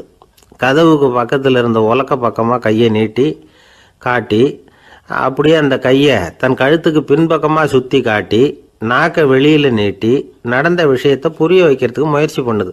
இவனுக்கு ஒன்றும் புரியல, என்ன சொல்கிறாங்க அம்மா அப்படின்னு மனைவிகிட்ட கேட்குறான். அதுக்கு அந்த பொண்ணு ரொம்ப புத்திசாலித்தனமா, என்னங்க உங்கள் அம்மா சொல்கிறது உங்களுக்கு இன்னும் புரியலையா? அவங்க உங்களை பார்த்து என்ன சொல்கிறாங்கன்னா, ஏன்டா உலக்க மாதிரி நிற்கிற, சாக போகிற எனக்கு சங்கிலி எதுக்கு, என் கழுத்தில் கிடக்கிற இந்த சங்கிலியை கழட்டி என் மருமக கழுத்தில் போடுறா அப்படின்னு சொல்கிறாங்க அப்படின்னு தான். ஓ அப்படியா விஷயம்னு சொல்லி அம்மா கழுத்தில் இருந்த சங்கிலியை எடுத்து மனைவி கழுத்தில் போட்டுட்டு, அம்மா உன் விருப்பப்படியே போட்டாச்சு, இனிமேலாவது நிம்மதியாக படுத்து தூங்கு அப்படின்னு சொல்லிவிட்டு உள்ளே போயிட்டான். பார்த்தீங்களா கதையை? அதனால தான் மாமியார்கள் சைகை காட்டுறதுன்னா கூட இனிமேல் ஜாக்கிரதையாக இருக்கணும். இந்த உலகத்தில் உண்மையாகவே வேதாந்தம் பேசுகிறவங்களும் உண்டு, உள்ளுக்குள்ளே வேற மாதிரி இருந்துக்கிட்டு வெளியில் வேதாந்தம் பேசுகிறவங்களும் உண்டு. ஒரு ஆள் இருந்தார், அவரும் ஒரு கடை வச்சு வியாபாரம் பண்ணிக்கிட்டு இருந்தார். மகா கஞ்சன், யாருக்கும் எந்த உதவியும் செய்ய மாட்டார். எச்சில் கையென்ன ஈர கையை கூட உதற மாட்டார், அப்படிப்பட்ட மனுஷன். அந்த ஊருக்கு ஒரு முனிவர் வந்துக்கிட்டு இருந்தார். வருஷத்துக்கு ஒரு தடவை வருவார், ஒரு நாள் 2 நாள் இருப்பார், அப்புறம் போயிடுவார். அந்த முனிவர் வர்றப்போலாம் இந்த ஆள் எழுந்திரிச்சு ஓடி போய் அவரை வரவேற்பான். ரொம்ப பெரிய வேதாந்தி மாதிரி அவர்கிட்ட பேசிக்கிட்டு இருப்பான். காயமே இது பொய், வெறும் காற்றடைத்த பையும்மா, தர்மம் தலைகாக்கும்மா, பணம் என்ன சார் பணம், இன்னைக்கு ஒருத்தன் கையில் இருக்கும், நாளைக்கு ஒருத்தன் கையில் இருக்கும், எல்லாம் மாயம், எனக்கு தான் இன்னமும் இந்த சம்சார பந்தத்திலிருந்து விடுபடுறதுக்கு நேரம் வரலேம்மா. அந்த முனிவரும் இந்த ஆள் இப்படி சொல்கிறத கேட்ட உடனே, ஏப்பா அப்படி சொல்கிற, இப்போ கூட நீ சரின்னு சொல்லு, உனக்கு தீட்சை கொடுத்து இதிலிருந்து விடுபடுற ஞானத்தை போதிக்கிறேன் பார். உடனே அந்த ஆள் என்ன சொல்லுவான் தெரியுமா? ஐயோ சாமி, இப்போ அது எப்படிங்க முடியும், பிள்ளைங்கள்லாம் சின்ன சிறுசுங்க, அதுகளுக்கெல்லாம் ஒரு கல்யாணம் காட்சின்னு செஞ்சு கடமையை முடிச்சுட்டா நீங்கள் சொல்கிறபடி செஞ்சு விடலாம்மா. சரி, இன்னும் முனிவர் போயிடுவார். அடுத்த வருஷம் வருவார். இவன் வழக்கம் போல் வேதாந்தம் பேசுவான். சரி தீட்சை கொடுக்குறேன் வா அம்பார். பேரம்பேத்தியை பார்க்கணும், கோர்ட்டில் கேஸ் ஒன்று இருக்குது, அது முடியணும் அப்படின்னு தயங்க ஆரம்பிச்சிருவான். எல்லாம் சொல்லுவான், ஆனால் குடிக்கிறதுக்கு தண்ணி கூட கொடுக்க மாட்டான். ரொம்ப வருஷம் கழித்து மறுபடியும் ஒரு நாள் அந்த ஊருக்கு முனிவர் வந்தார். இவன் கடைக்கும் வந்தார். அப்புறம் அங்கே கல்லாவில் நம்ம ஆள் இல்லை, அவன் புள்ள தான் உட்காந்துருக்கிறான். அப்பாவை போலவே புள்ளையும் எழுந்திரிச்சு ஓடியாந்து முனிவரை வரவேற்றான். அப்பா எங்கன்னு விசாரிச்சார் முனிவர். ஐயோ அதை ஏன் கேட்குறீங்க சாமி, உங்ககிட்ட தீட்சை வாங்கி இந்த சம்சார பந்தத்திலேருந்து விடுதலை பெறணும்னு சொல்லிக்கிட்டே இருப்பார், அது நிறைவேறாமலே போய் சேர்ந்துட்டார். போன மாதம் ஒரு நாள் திடீர்னு நெஞ்சு வலிக்குதுன்னார், அவ்வளவுதான் போட்டுன்னு போயிட்டார் அப்படின்னு புலம்புனான் பையன். இதை கேட்டதும் முனிவர் சிரிச்சாரான். அவன் எங்கடா போவான், உன் அப்பா எங்கேயும் போகல, இதோ வாழை ஆட்டிக்கிட்டு உன் காலடியிலே இருந்துக்கிட்டு இருக்கான் பார் அப்படின்னு சொல்லி அங்கே நின்றுக்கிட்டு இருந்த ஒரு நாயை சுட்டி காட்டினாரான். என்ன சாமி சொல்கிறீங்க அப்படின்னு ஆச்சரியமாக கேட்டிருக்கான் பையன். உடனே முனிவர் அந்த நாயோட தலையில் ஒரு தட்டு தட்டி பேசுகிறா அப்படின்னாரான். உடனே அந்த நாய் வேதாந்தம் பேச ஆரம்பிச்சுட்டு தான், காயமே இது போய் வெறும் காற்றடைத்த பை அப்படின்னு தான். முனிவர் சொன்னார், அடே இப்போவும் ஒன்றும் கெட்டு போகல, நீ விரும்புனா சொல்லு, உனக்கு தீட்சை கொடுத்து என் பின்னாடியே அழைச்சிட்டு போயிடுறேன், அங்கே அழைச்சிட்டு போய் உனக்கு ஞானத்தை போதிக்கிறேன், வர்றியா அப்படின்னு கேட்டிருக்கார். உடனே அந்த நாய் சொல்லிச்சான், ஐயோ அதை ஏன் கேட்குறீங்க சாமி, நான் உண்ணாமல் தின்னாமல் ஏராளமான சொத்து சேர்த்து வச்சுட்டேன், என் பிள்ளைங்க அதோட பெருமை தெரியாமல் ராத்திரி நேரம்லாம் கதவை திறந்து போட்டுட்டு தூங்கிடுவாங்க, அதனால் இப்படி நாயாக பிறந்து ராத்திரி பகலாக சுற்றி சுற்றி காவல் காத்துக்கிட்டு கிடக்கிறேன், இப்போ எப்படி சாமி வர முடியும் அப்படின்னு கேட்டுதான். அறியாமையிலேயே சுகம் கண்டு இப்படி இருக்கிற ஆளுங்களுக்கு எப்படி விடுதலை கிடைக்கும், எப்போ விடுதலை கிடைக்கும் அப்படின்னு கேட்குறார் தசாவதானி, திருக்குறள் பேர் ராமையா. அவர் கேட்குறது நியாயம் தானே. இந்த காலத்து பையன் ஒருத்தன் அப்பா கிட்ட சொன்னான், அப்பா இன்னைக்கு நான் 1 ரூபா மிச்சப்படுத்தி விட்டேன் அப்படின்னு நானான். அப்படியா, என்னடா பண்ணேன்னு கேட்டிருக்கார் அப்பா. டவுன் பஸ்ஸில் ஏறாமல் அது பின்னாடியே ஓடியாந்தேன், 1 ரூபா மிச்சம் தானே அப்படின்றான். அட பாவி, ஒரு ஆட்டோ பின்னாடி ஓடியாந்துருந்தா 10 ரூபா மிச்சமாயிருக்குமே, வேஸ்ட் பண்ணிட்டியே அப்படின்னாரான் அந்த அப்பா. ஒரு கடற்கரை ஓரம், அங்கே ஒரு சின்ன கிராமம், அந்த கிராமத்தில் ஒரு சின்ன பள்ளிக்கூடம். கடற்கரை ஓரத்தில் உள்ள ஒரு விடுதியில் ஓய்வுக்காக ஒருத்தர் தங்கி இருக்கிறார். பள்ளிக்கூடத்தில் ஏதோ விழா நடக்கிறது மாதிரி தெரிஞ்சுது. உடனே அவர் அந்த பக்கமாக வந்தார். இங்கே என்ன நடக்குதுன்னு விசாரித்தார். பள்ளி ஆண்டு விழா நடக்குதுன்னாங்க. உடனே போனார். கண்காட்சி ஒன்று வச்சுருந்தாங்க. உள்ளே போய் பார்த்தார். பள்ளிக்கூடத்தில் படிக்கிற மாணவர்களே சொந்தமாக தயார் பண்ண பொருள்களை காட்சிக்கு வச்சுருக்கிறாங்க. அந்த ஊர் மக்கள்லாம் அதை கூட்டம் கூட்டமாக போய் பார்த்துக்கிட்டு இருக்கிறாங்க. இவரும் ஆர்வமாக அதையெல்லாம் பார்த்துக்கிட்டே போகிறார். ஒரு இடத்துல ஒரு சின்ன ரயில் செஞ்சு வச்சுருந்தாங்க, மாணவர்களே தயார் பண்ணது. மின்சாரத்தால் அது ஓடுறது மாதிரி பண்ணி வச்சுருந்தாங்க. அதில் ஒரு சின்ன பொத்தான் இருக்கும், அது அமுக்குனா ரயில் ஓடும், சுற்றி சுற்றி வரும். மாணவர்கள் எதிரில் நின்று அதுக்கு விளக்கம் கொடுத்துக்கிட்டு இருக்கிறாங்க. இவர் அதை கவனித்தார். ரயில் ஓடுறத பார்த்தார். அங்கே நின்றுக்கிட்டு இருந்த மாணவர்கள்கிட்ட விளையாட்டாக கேட்டார், ஏன்பா இந்த ரயில் எதனால் ஓடுது அப்படின்னு கேட்டார். இவர் சக்தியினால் ஓடுது அப்படின்னாங்க மாணவர்கள். அது என்ன சக்தின்னு கேட்டார். அதுக்கு பேர் மின்சாரம் அப்படின்னாங்க. சரி, நீங்கள் மின்சாரத்தை பார்த்துருக்குறீங்களா அப்படின்னார். நாங்கள் பார்த்தது இல்லைங்க, ஆனால் இதை செய்யறதுக்கு எங்களுக்கு உதவி பண்ண ஆசிரியர் ஒரு பட்டதாரி, ஒரு கால் அவர் பார்த்துருக்கலாம் அப்படின்னாங்க. அவர் எங்கே இருக்காருன்னு கேட்டார். இதோ அழைச்சிட்டு வர்றோம்னு ஓடினாங்க. அவர் அழைச்சிட்டு வந்தாங்க. அவர்கிட்ட ஒரு பெரியவர் கேட்டார், மின்சாரத்தை நீங்கள் பார்த்துருக்குறீங்களா அப்படின்னு. மின்சாரத்தை பார்க்குறதாவது நான் பார்த்ததே இல்லை. நான் பார்த்தது அது செயல்படுற விதத்தை தான். அது விளக்கை எரிய வைக்குது, ரயிலை ஓட வைக்குது, இது மாதிரி எத்தனையோ எந்திரங்களை செயல்பட வைக்குது. ஆனால் உண்மையிலேயே அது என்னன்னு எனக்கு தெரியாது. ஒருவேளை இந்த பள்ளிக்கூடத்து தலைமை ஆசிரியருக்கு தெரிஞ்சிருக்கலாம், ஏன்னா அவர் ஒரு மேல்நிலை பட்டதாரி அப்படின்னாராம் அவர். சரின்னு போய் தலைமை ஆசிரியரை கூப்பிட்டுக்கிட்டு வந்தாங்க. அவர்கிட்டையும் இதே கேள்வியை கேட்டாராம் அவர். மன்னிக்கணும், இந்த கேள்வியை இதுவரைக்கும் யாரும் என்கிட்ட கேட்டதில்லை. சக்தியை யாரும் பார்க்க முடியாது, ஆனால் அது செயல்படும் விதத்தை தான் பார்க்க முடியும் அப்படின்னாராம் அவர். இப்போ இதுவரைக்கும் கேட்டுக்கிட்டு இருந்த பெரியவர் சிரித்தார். சிரிச்சுட்டு சொன்னாராம், சரி அதுக்காக ஒன்றும் கவலைப்படாதீங்க, என்னுடைய பெயர் தாமஸ் ஆல்வா எடிசன் அப்படின்னாராம். இதை கேட்டதும் அங்கே இருந்தவங்களுக்கெல்லாம் அதிர்ச்சி, ஆச்சரியம். என்னது, நீங்கள் தானே எடிசன்? நீங்கள் எவ்வளவு மின்சார கருவிகளை உண்டாக்கி இருக்கிறீங்க, நீங்களா இந்த கேள்வியை கேட்டது அப்படின்னாங்களாம். ஆமாம், நான் தான் கேட்குறேன், ஏன்னா நானே மின்சாரத்தை பார்த்தது கிடையாது அப்படின்னாராம் அவர். அன்புங்கிறது இப்படிப்பட்டது தாங்கிறார் ஓஷோ. அன்புங்கிறது நம்ம உடற்கூறு அமைப்பில் இல்லை, அது நம்ம உடம்புல உள்ள சுத்த சக்தியின் வெளிப்பாடு.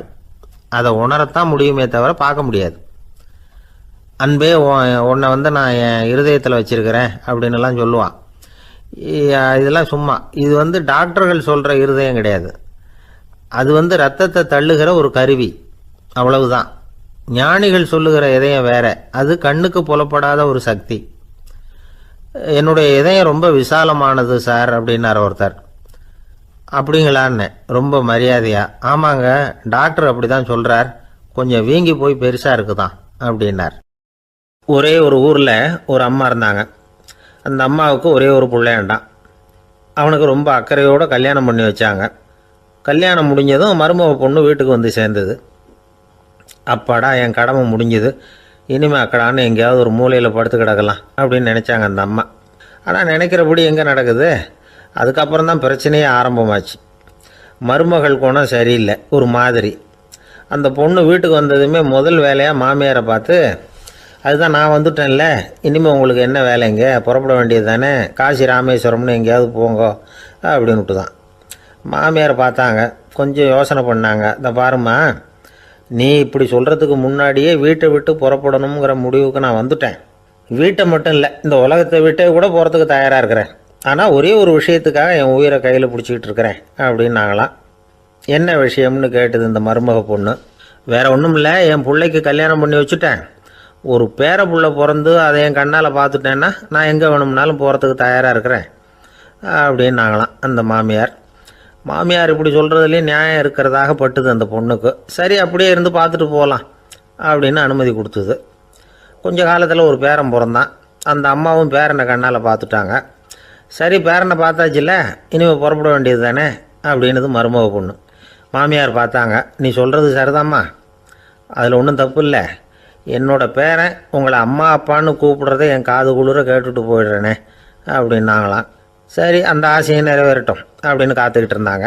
பேரன் வளர்ந்தான், நடந்தான், பள்ளிக்கூடம் போனால் பெரியவனானான். மருமக பொண்ணு மறுபடியும் மாமியாரை விரட்ட ஆரம்பிச்சுட்டுது, இன்னும் புறப்புள்ளையான்னு. இதை பாருமா, இது வரைக்கும் இருந்துட்டேன். பேரனோட கல்யாணத்தையும் கண்ணால் பார்த்தா தான் இந்த கட்டை வேகும் போல் இருக்குது அப்படின்னு சொல்லி ஒரு மாதிரியாக பேச ஆரம்பித்தாங்க. இதுவும் நியாயமான ஆசையாக தான் படுது அப்படின்னு அது யோசிச்சிருக்கு அந்த பொண்ணு. சரின்னு அதுக்கும் ஒத்துக்கிட்டது. உடனே பேரனுடைய கல்யாணமும் முடிஞ்சது ஒரு வழியாக. இனிமேல் ஒரு நொடி கூட இங்கே இருக்கக்கூடாது, புறப்படுங்க அப்படின்னு மாமியாரை விரட்டிச்சான் அந்த பொண்ணு. இப்போ அந்த மாமியார் தன்னோட மருமகளை பார்த்து சொல்கிறாங்க, இதோ கிளம்பிட்டேம்மா, என் மூட்டை முடிச்செல்லாம் கட்டிக்கிட்டேன், புறப்பட்டுவிட்டேன். அப்படியே நீயும் உன் துணிமணிகளை மூட்டை கட்டிக்கிட்டு கிளம்பிடும், என்னோட சேர்ந்து 2 பேருமா சேர்ந்து போயிடலாம் அப்படின்னாங்களாம். அந்த பொண்ணு முழிக்குது. முழிக்காதே, உனக்கும் ஒரு மருமக வந்துட்டா, இனிமேல் நீயும் ஒரு மாமியார் தானே, உனக்கும் இனிமேல் இங்கே வேலை இல்லை, புறப்படு அப்படின்னாங்களாம். அப்போ தான் அந்த பொண்ணு சிந்திக்க ஆரம்பிச்சுதான், தன்னோட தவறு புரிஞ்சுதான். இந்த தகவலை கேட்டுக்கிட்டு இருக்கிற மருமகள்லாம் இதை பற்றி கொஞ்சம் யோசித்து பார்க்கணுங்கிறதுக்காகத்தான் இதை சொல்கிறோம் மாமியார்கள் சார்பாக. கொஞ்ச நாளைக்கு முன்னாடி ஒரு பொண்ணை பார்த்து பேசுகிற சந்தர்ப்பம் கிடைச்சிது ஒரு கல்யாண வீட்டில். அந்த பொண்ணு சொல்லிச்சு, சார் எனக்கு கல்யாணம் ஆகி 15 வருஷம் ஆகுது, நான் மாமியார்கிட்ட சண்டை போட்டதே இல்லை அப்படின்னு ரொம்ப அடக்கமாக சொல்லிச்சு. அது எப்படிம்மா சாத்தியமாச்சுன்னு கேட்டோம். எனக்கு கல்யாணம் ஆகி 15 வருஷம்தான் ஆச்சு, ஆனால் என் மாமியார் செத்து போய் 20 வருஷத்துக்கு மேலே ஆயிட்டுது அப்படின்னுது. லோகமானிய பாலகங்காதர திலகர் இருந்தார்ல, அவருக்கு 15 வயசுலேயே கல்யாணம் நடந்துதான். மனைவி பேர் தபிபாய், ரொம்ப பெரிய குடும்பத்து பொண்ணு, நல்ல குணம். அவங்க குடும்பம் நடத்திக்கிட்டு இருக்கிறாங்க. அந்த காலத்தில் திருடர்கள் பயம் அதிகம். இந்த காலத்தில் மட்டும் என்னன்னு கேட்குறீங்களா? நீங்கள் கேட்குறது நியாயம்தான். இருந்தாலும் இந்த காலத்து திருடனுக்கும் அந்த காலத்து திருடனுக்கும் ஒரு முக்கியமான வித்தியாசம் உண்டு. அதாவது அந்த காலத்து திருடன்லாம் நியாயம் அநியாயம் பார்க்குறது உண்டு, இந்த காலத்தில் அப்படி பார்க்குறது இல்லை. அந்த காலத்தில் திருட வர்றவங்கள்ட்ட கூட ஒரு தார்மீக உணர்வு உண்டாம். அதாவது அப்போ உள்ள கொள்ளைக்காரங்க எதை களவாடினாலும் சரி, அரிசியை மட்டும் களவாடுறது இல்லையா, அப்படி ஒரு கொள்கை. அதனால் பாருங்கள், அந்த காலத்து பெண்கள் நகை நட்டுகளை பத்திரமா வைக்கணும்னா பெட்டியில் வைக்கிறதில்ல, அரிசி பானையில் போட்டு வச்சு விடுறது.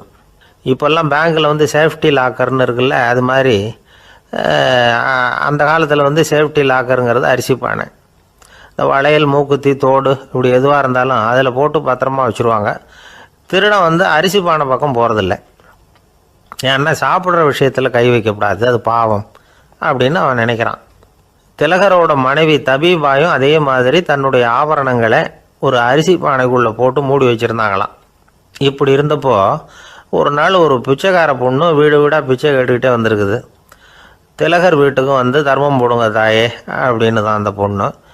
அந்த அம்மா தபிபாய் காதில் இது விழுந்திருக்கு. உடனே கை நிறைய அரிசி அள்ளிக்கிட்டு போட்டிருக்கு.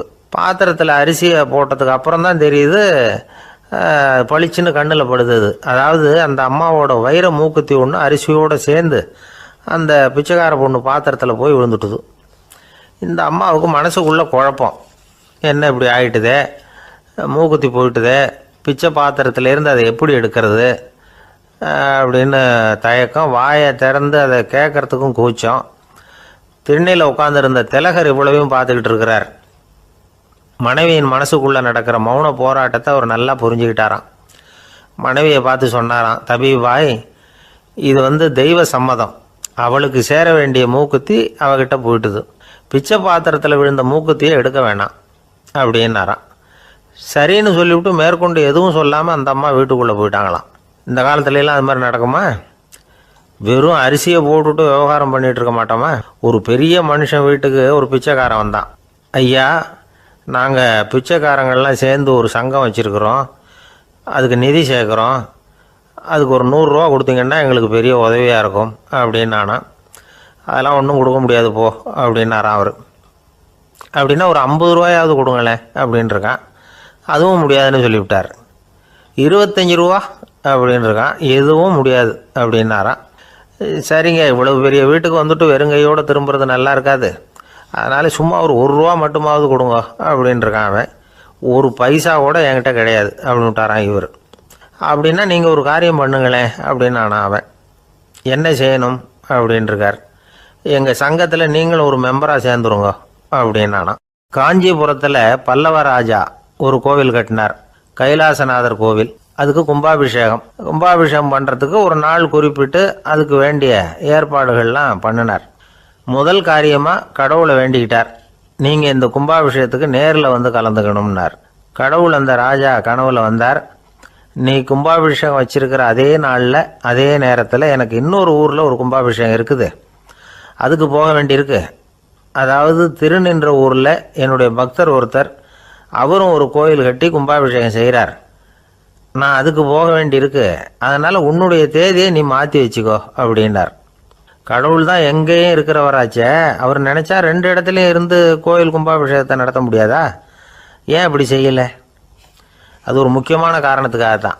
திருநின்ற ஊரில் இருந்த பூசலாருங்கிற அந்த அடியாரின் பெருமையை இந்த உலகத்துக்கு எடுத்து காட்டணுங்கிறதுக்காகத்தான் கடவுள் அந்த ராஜா கிட்ட அப்படி சொன்னார். சரி, அந்த அடியார் அப்படி என்னதான் பெருசாக கோயில் கட்டி விட்டார்? ராஜா கட்டின கோயிலை விட பெருசா? அவர் கட்டினது கருங்கல்லாலேயோ மண்ணாலேயோ மரத்தாலேயோ இல்லை. அவர் கட்டின கோயில் வேறு மாதிரி.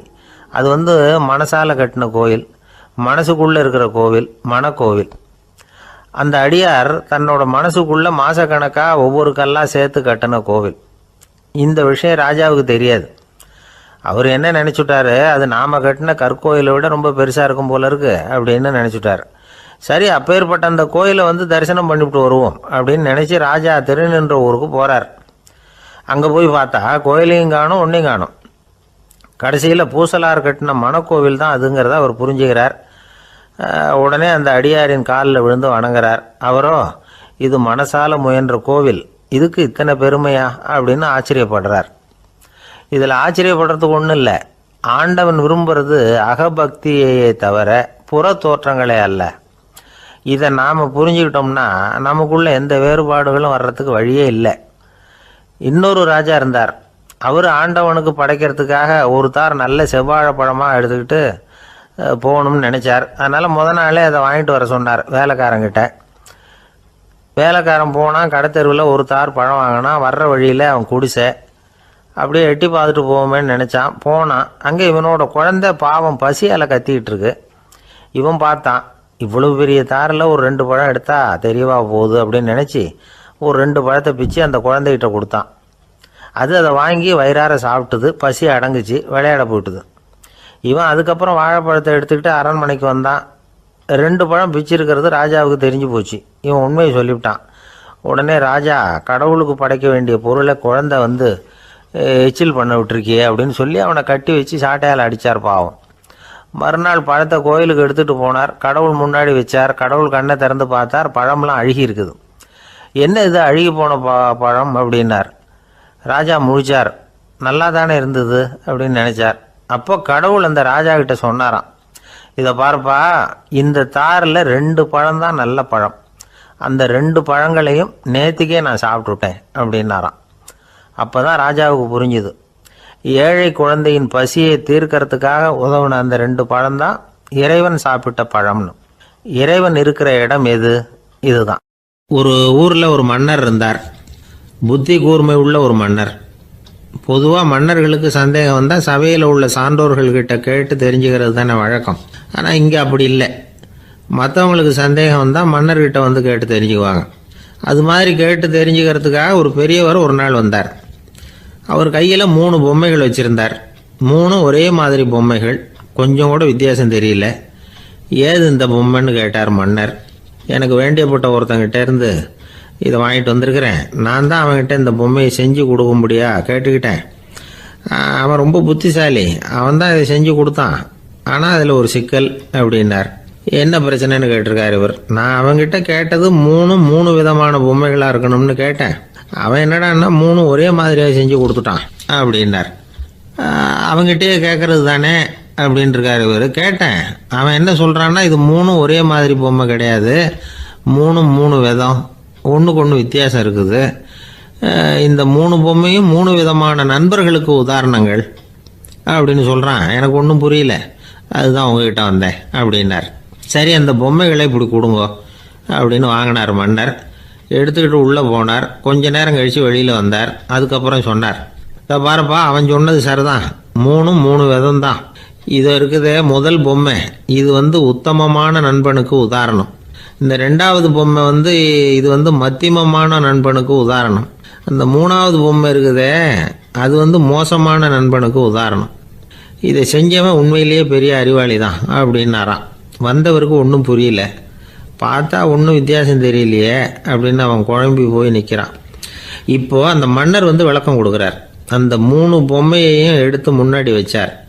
ஒரு மெல்லிய கம்பியை கையில் எடுத்தார். அந்த முதல் பொம்மை காதில் விட்டார். கொஞ்ச தூரம் உள்ளே போய் அப்படியே நின்றுட்டுது அந்த கம்பி.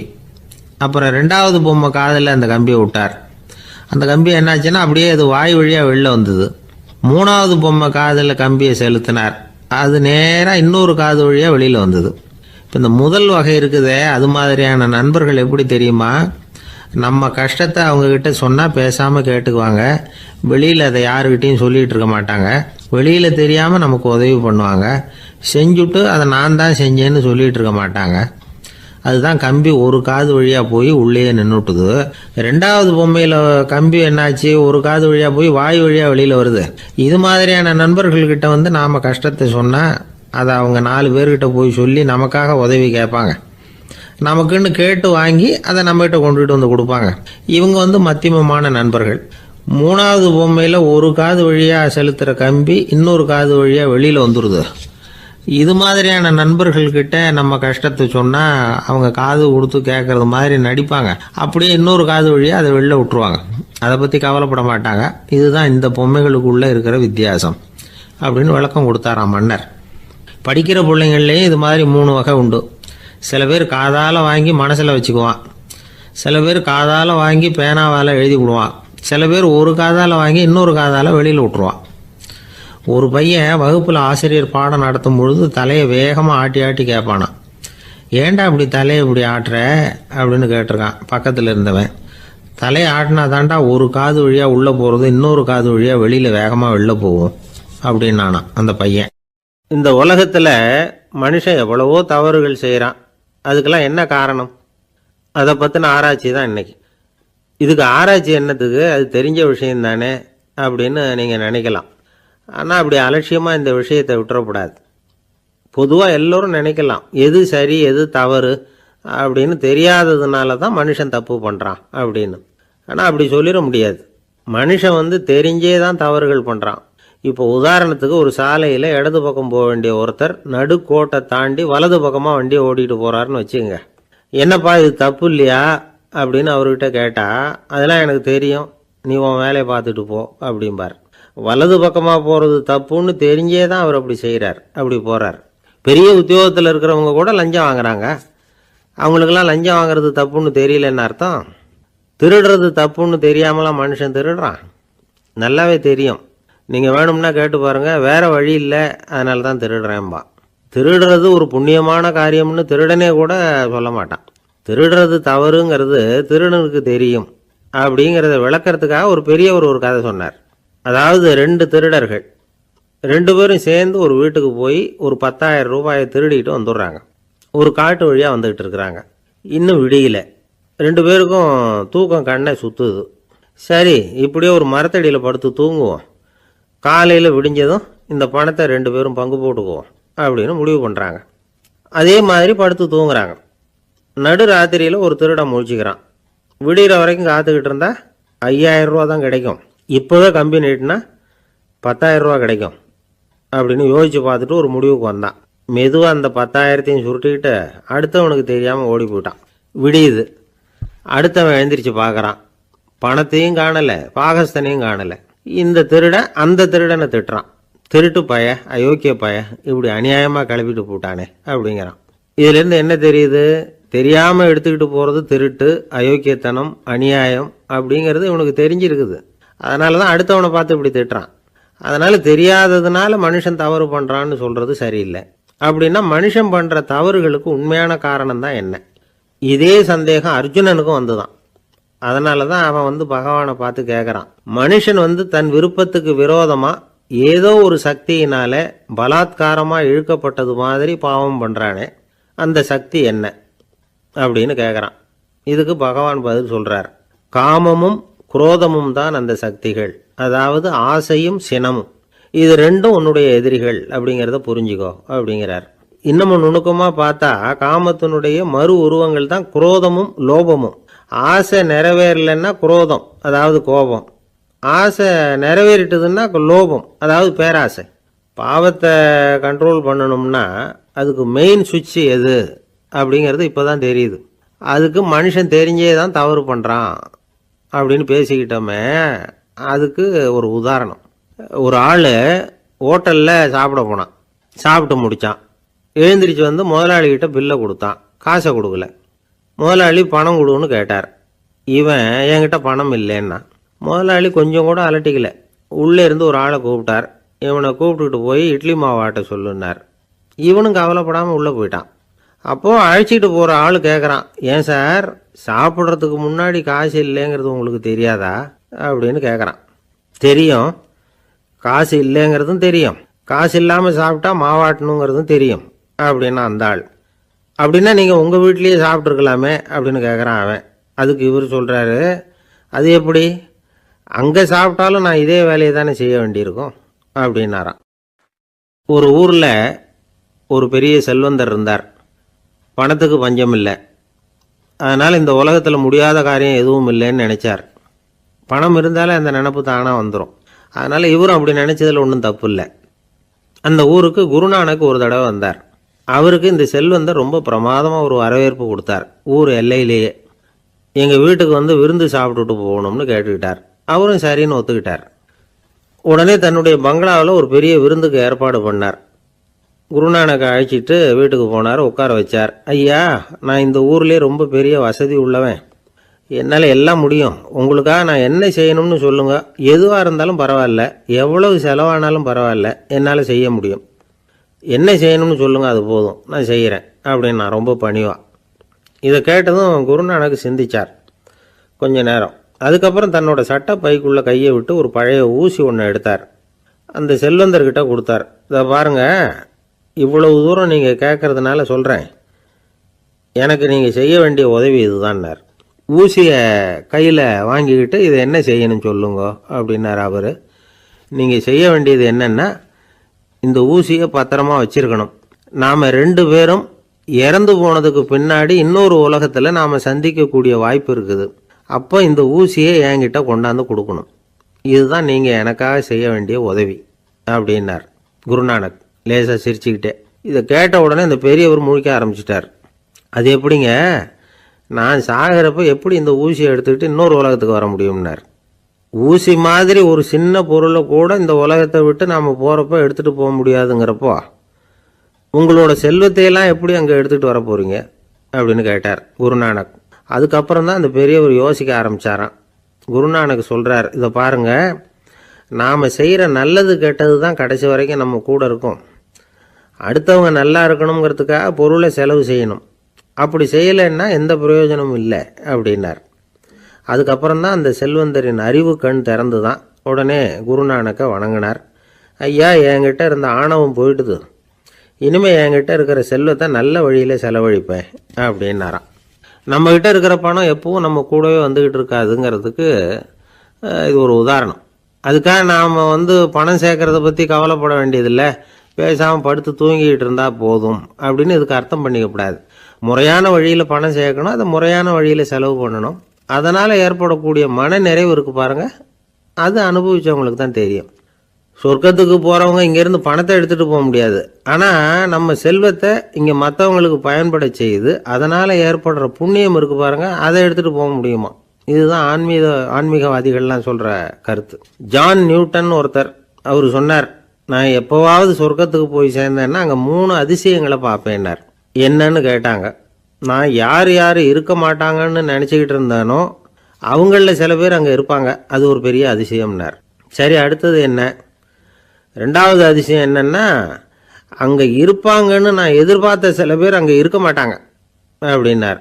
சரி, 3வது பெரிய ஆச்சரியம் என்ன அப்படின்னா, நான் அங்கே இருக்க பாருங்க, அதுதான் அந்த 3வது அதிசயம் அப்படின்னாராம். இன்பம் துன்பம் இது 2ம் சேர்ந்தது தான் வாழ்க்கை. இது எல்லாரும் சொல்லிகிட்டு இருக்கிற ஒரு உண்மை. அது சரி, இது 2ம் வர்றதுக்கு என்ன காரணம்? துறவி ஒருத்தர் யோசித்து பார்த்துருக்கார்.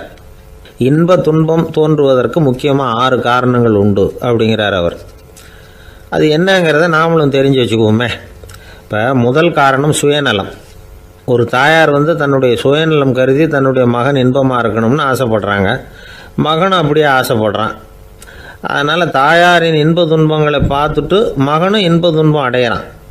அந்த அம்மாவுக்கும் அதே நிலைமை தான். 2வது காரணம் உறவு.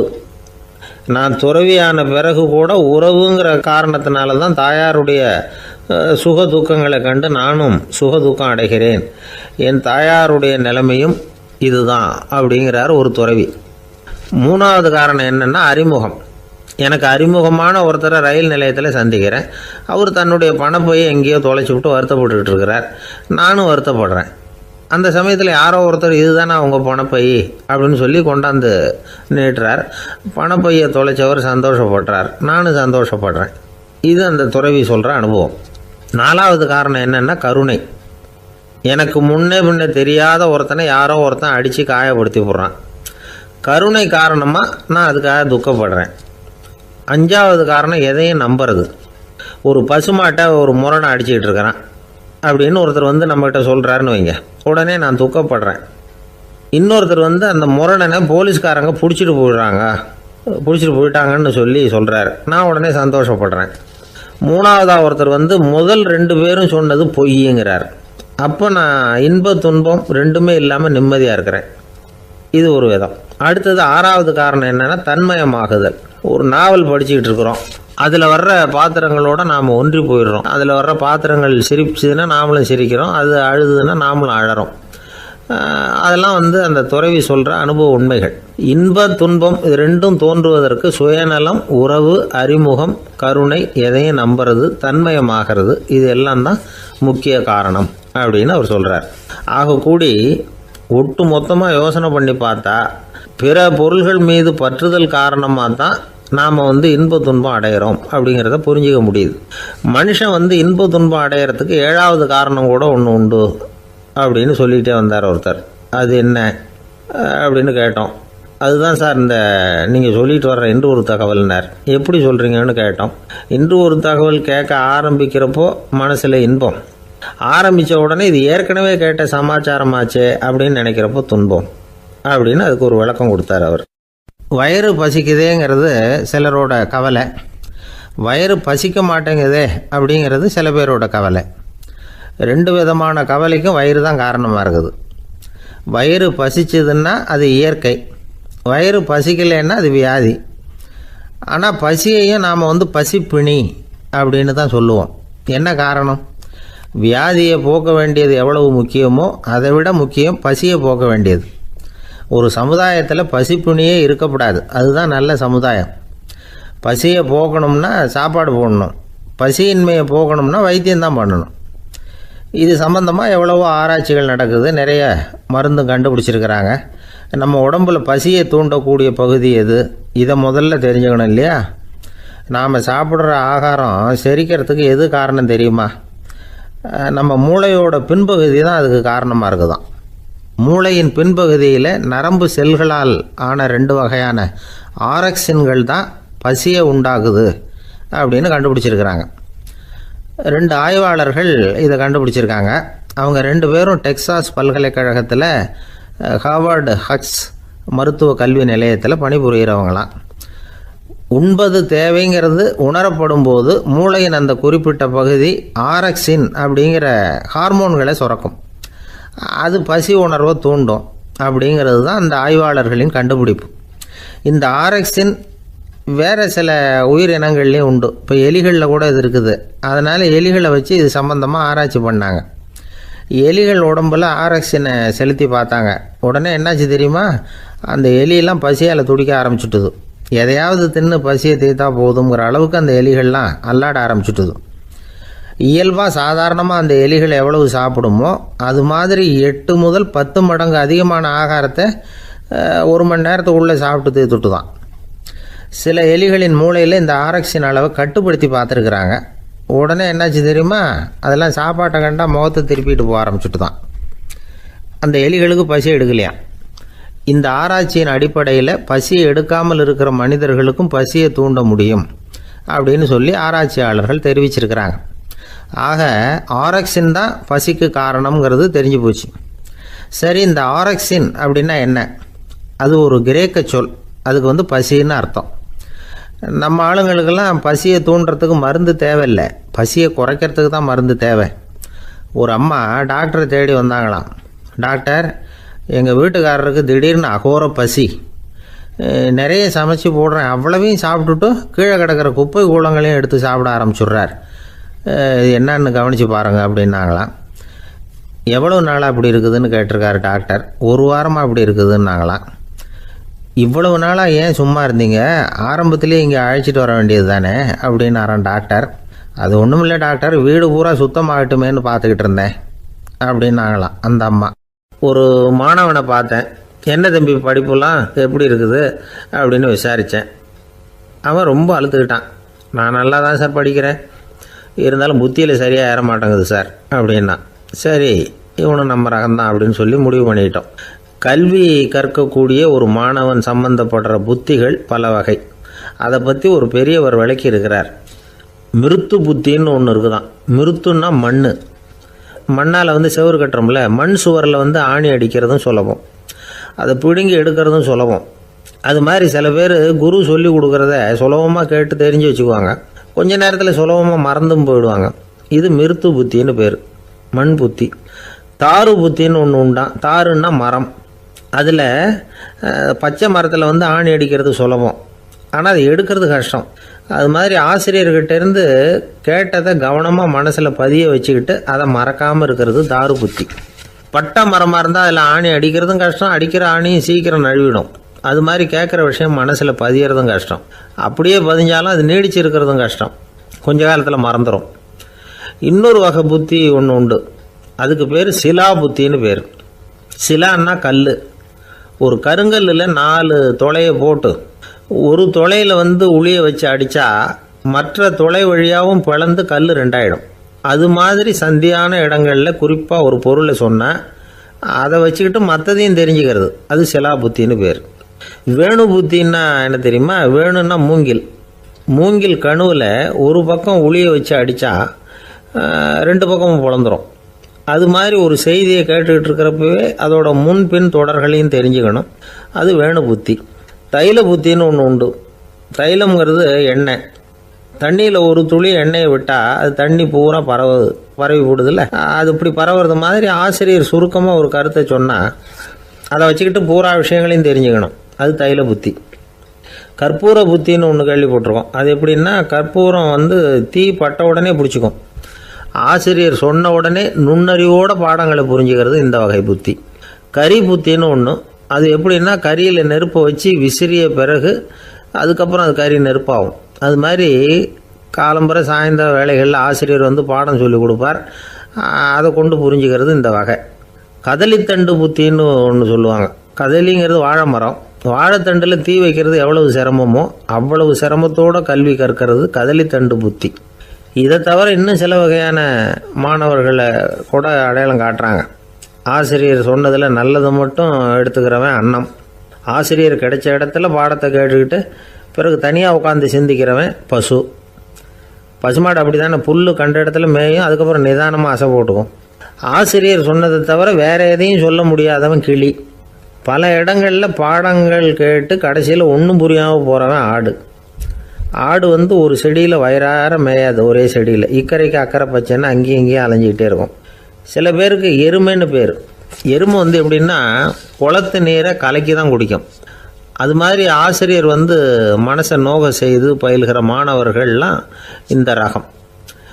இவ்வளவுலாம் இருந்தாலும் இந்த காலத்து மாணவர்கள்லாம் ஒரு தனி ரகம். ஒரு ஆசிரியர் வகுப்பில் பாடம் நடத்திக்கிட்டு இருந்தார்.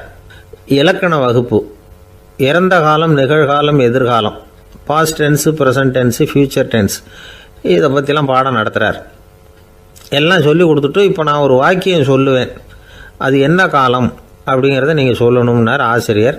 சரி, நாங்கள் மாணவர்கள்லாம், நான் நாளைக்கும் பாடம் நடத்தப் போகிறேன், இது என்ன காலம் அப்படின்னு கேட்டார் ஆசிரியர். அதாவது நான் நாளைக்கும் பாடம் நடத்தப் போகிறேன், இந்த வாக்கியம் என்ன காலம்னு கேட்டார். ஒரு பையன் மெதுவாக எழுந்திரிச்சு சொன்னான், இது எங்கே போதாத காலம் சார் அப்படின்னு சொல்லிவிட்டு உட்காந்துட்டானான். ஒருத்தர் ஓடி வந்தார். இன்னொருத்தரை பார்த்து, சார் உங்கள் சைக்கிளை ஒரு நாள் இரவல் கொடுங்களேன், பக்கத்து ஊருக்கு போயிட்டு வர வேண்டியிருக்கு அப்படின்னார். இவர் சைக்கிளை கொடுத்து பத்திரமா கொண்டுகிட்டு போங்கன்னார். சார் இதை பத்திரமா கொண்டு போகிறேன், கவலையே வேணாம், ஏன்னா இது உங்களோட சைக்கிள் அப்படின்னு நான் நினைக்கல, என்னோட சைக்கிளாக நினைக்கிறேன் அப்படின்னார். அதுக்கப்புறம் தான் இவருக்கு உண்மையாகவே பயம் வந்துட்டுது. ஏன்னா அவர் சொன்னது மாதிரி அதை தன்னோட சைக்கிளாகவே நினச்சி தள்ளிட்டு போட்டால் என்ன பண்ணுறது? எதை நம்முடையதாக நினைக்கணுங்கிறதுக்கு ஒரு வரையறை இருக்குது. சில பேர் ஆஃபீஸையே வீடாக நினச்சி விட்றது உண்டு. அப்படிப்பட்டவங்க கூட வீட்டை ஆஃபீஸாக நினைக்கிறது இல்லை. ஏன்னா வீட்டில் இவர் ஆஃபீஸராக நடந்துக்க முடியறதில்லை. இதெல்லாம் ஒரு பக்கம் இருக்கட்டும், இப்போ விஷயத்துக்கு வருவோம். பொறியியல் மேதை டாக்டர் விஸ்வேஸ்வரையா இருந்தார் இல்லையா, பாரத ரத்னா விருதெல்லாம் கொடுத்தாங்களே. ஆஃபீஸ் வேலை வேற, சொந்த வேலை வேற அப்படிங்கிறதுக்கு ஒரு உதாரணமாக இருந்தவர் அவர். மைசூர் மகாராஜா கிட்ட திவானா இருந்தார். அவர் ஒரு நாள் அரசாங்க வேலை காரணமாக வெளியூர் போயிருந்தார். ஹாசன்கிற ஊருக்கு பக்கத்தில் ஒரு பயண மாளிகை, அங்கே தங்கிவிட்டார். ராத்திரி அங்கே தங்கி இருந்துட்டு விடிஞ்சதும் ஊருக்கு திரும்புறதாக திட்டம். ராத்திரி தூங்கிறதுக்கு ரொம்ப நேரம் ஆகிட்டுது. ரொம்ப நேரம் வரைக்கும் அரசாங்க சம்பந்தப்பட்ட வேலைகளையே பார்த்துக்கிட்டு இருக்கிறார். அரசாங்க ஃபைல்கள் நிறைய இருந்தது. அதையெல்லாம் ஒவ்வொன்றா எடுத்தார், படித்து பார்த்தார், பரிசீலனை பண்ணார்.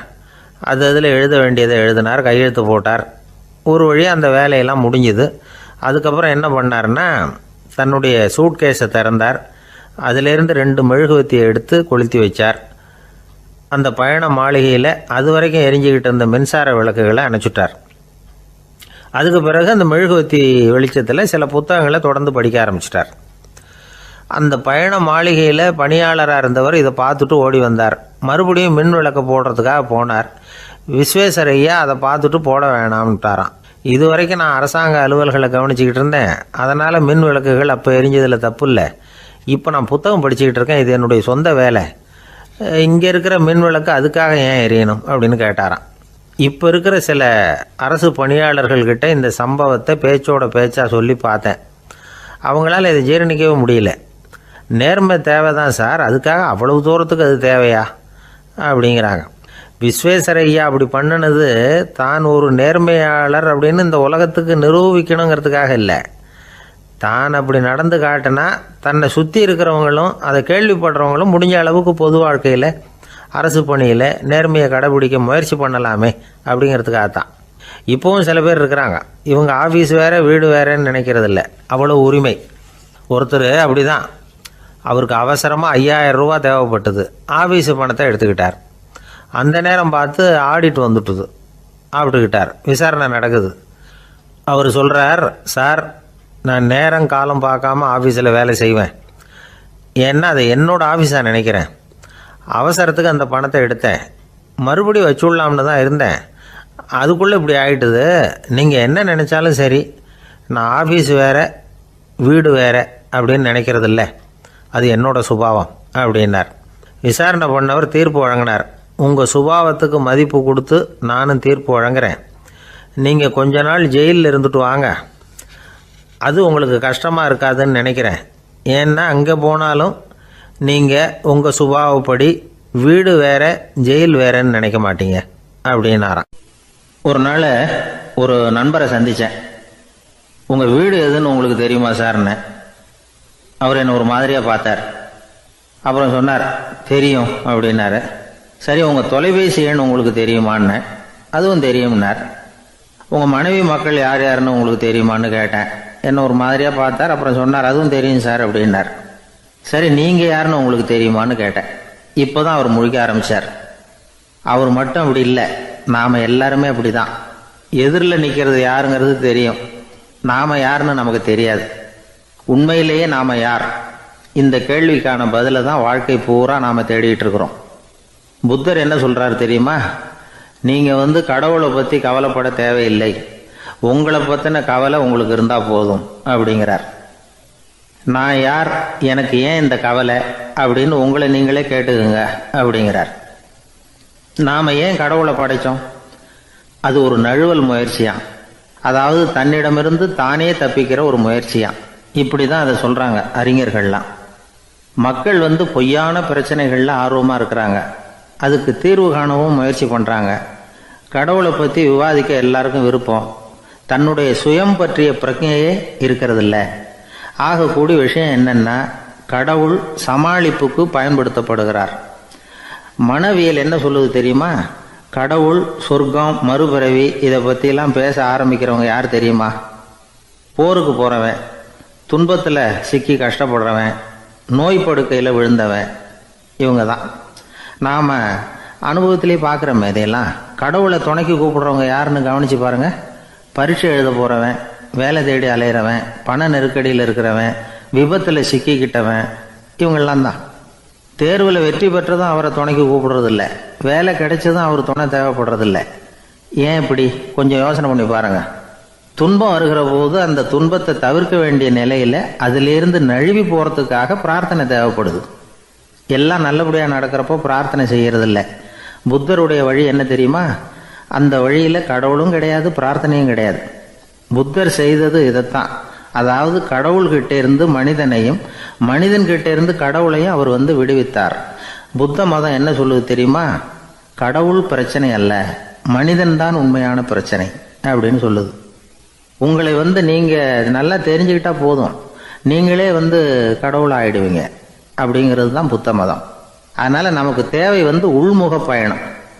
நான் யார் அப்படிங்கிற கேள்வியோட உள்ள போகணும். அங்க போனாதான் தெரியும் நான் அப்படின்னு அங்க யாருமே இல்லைங்கிறது. இதெல்லாம் புத்தர் சொல்லுகிற ஒரு தத்துவம். தத்துவம்னு சொன்னாவே நமக்கெல்லாம் அதை புரிஞ்சுக்கிறது கஷ்டம்தான். நம்ம பொறுத்த வரைக்கும் தத்துவம்ங்கிறதுல 2 வகை உண்டு. ஒன்று தத்துவம்,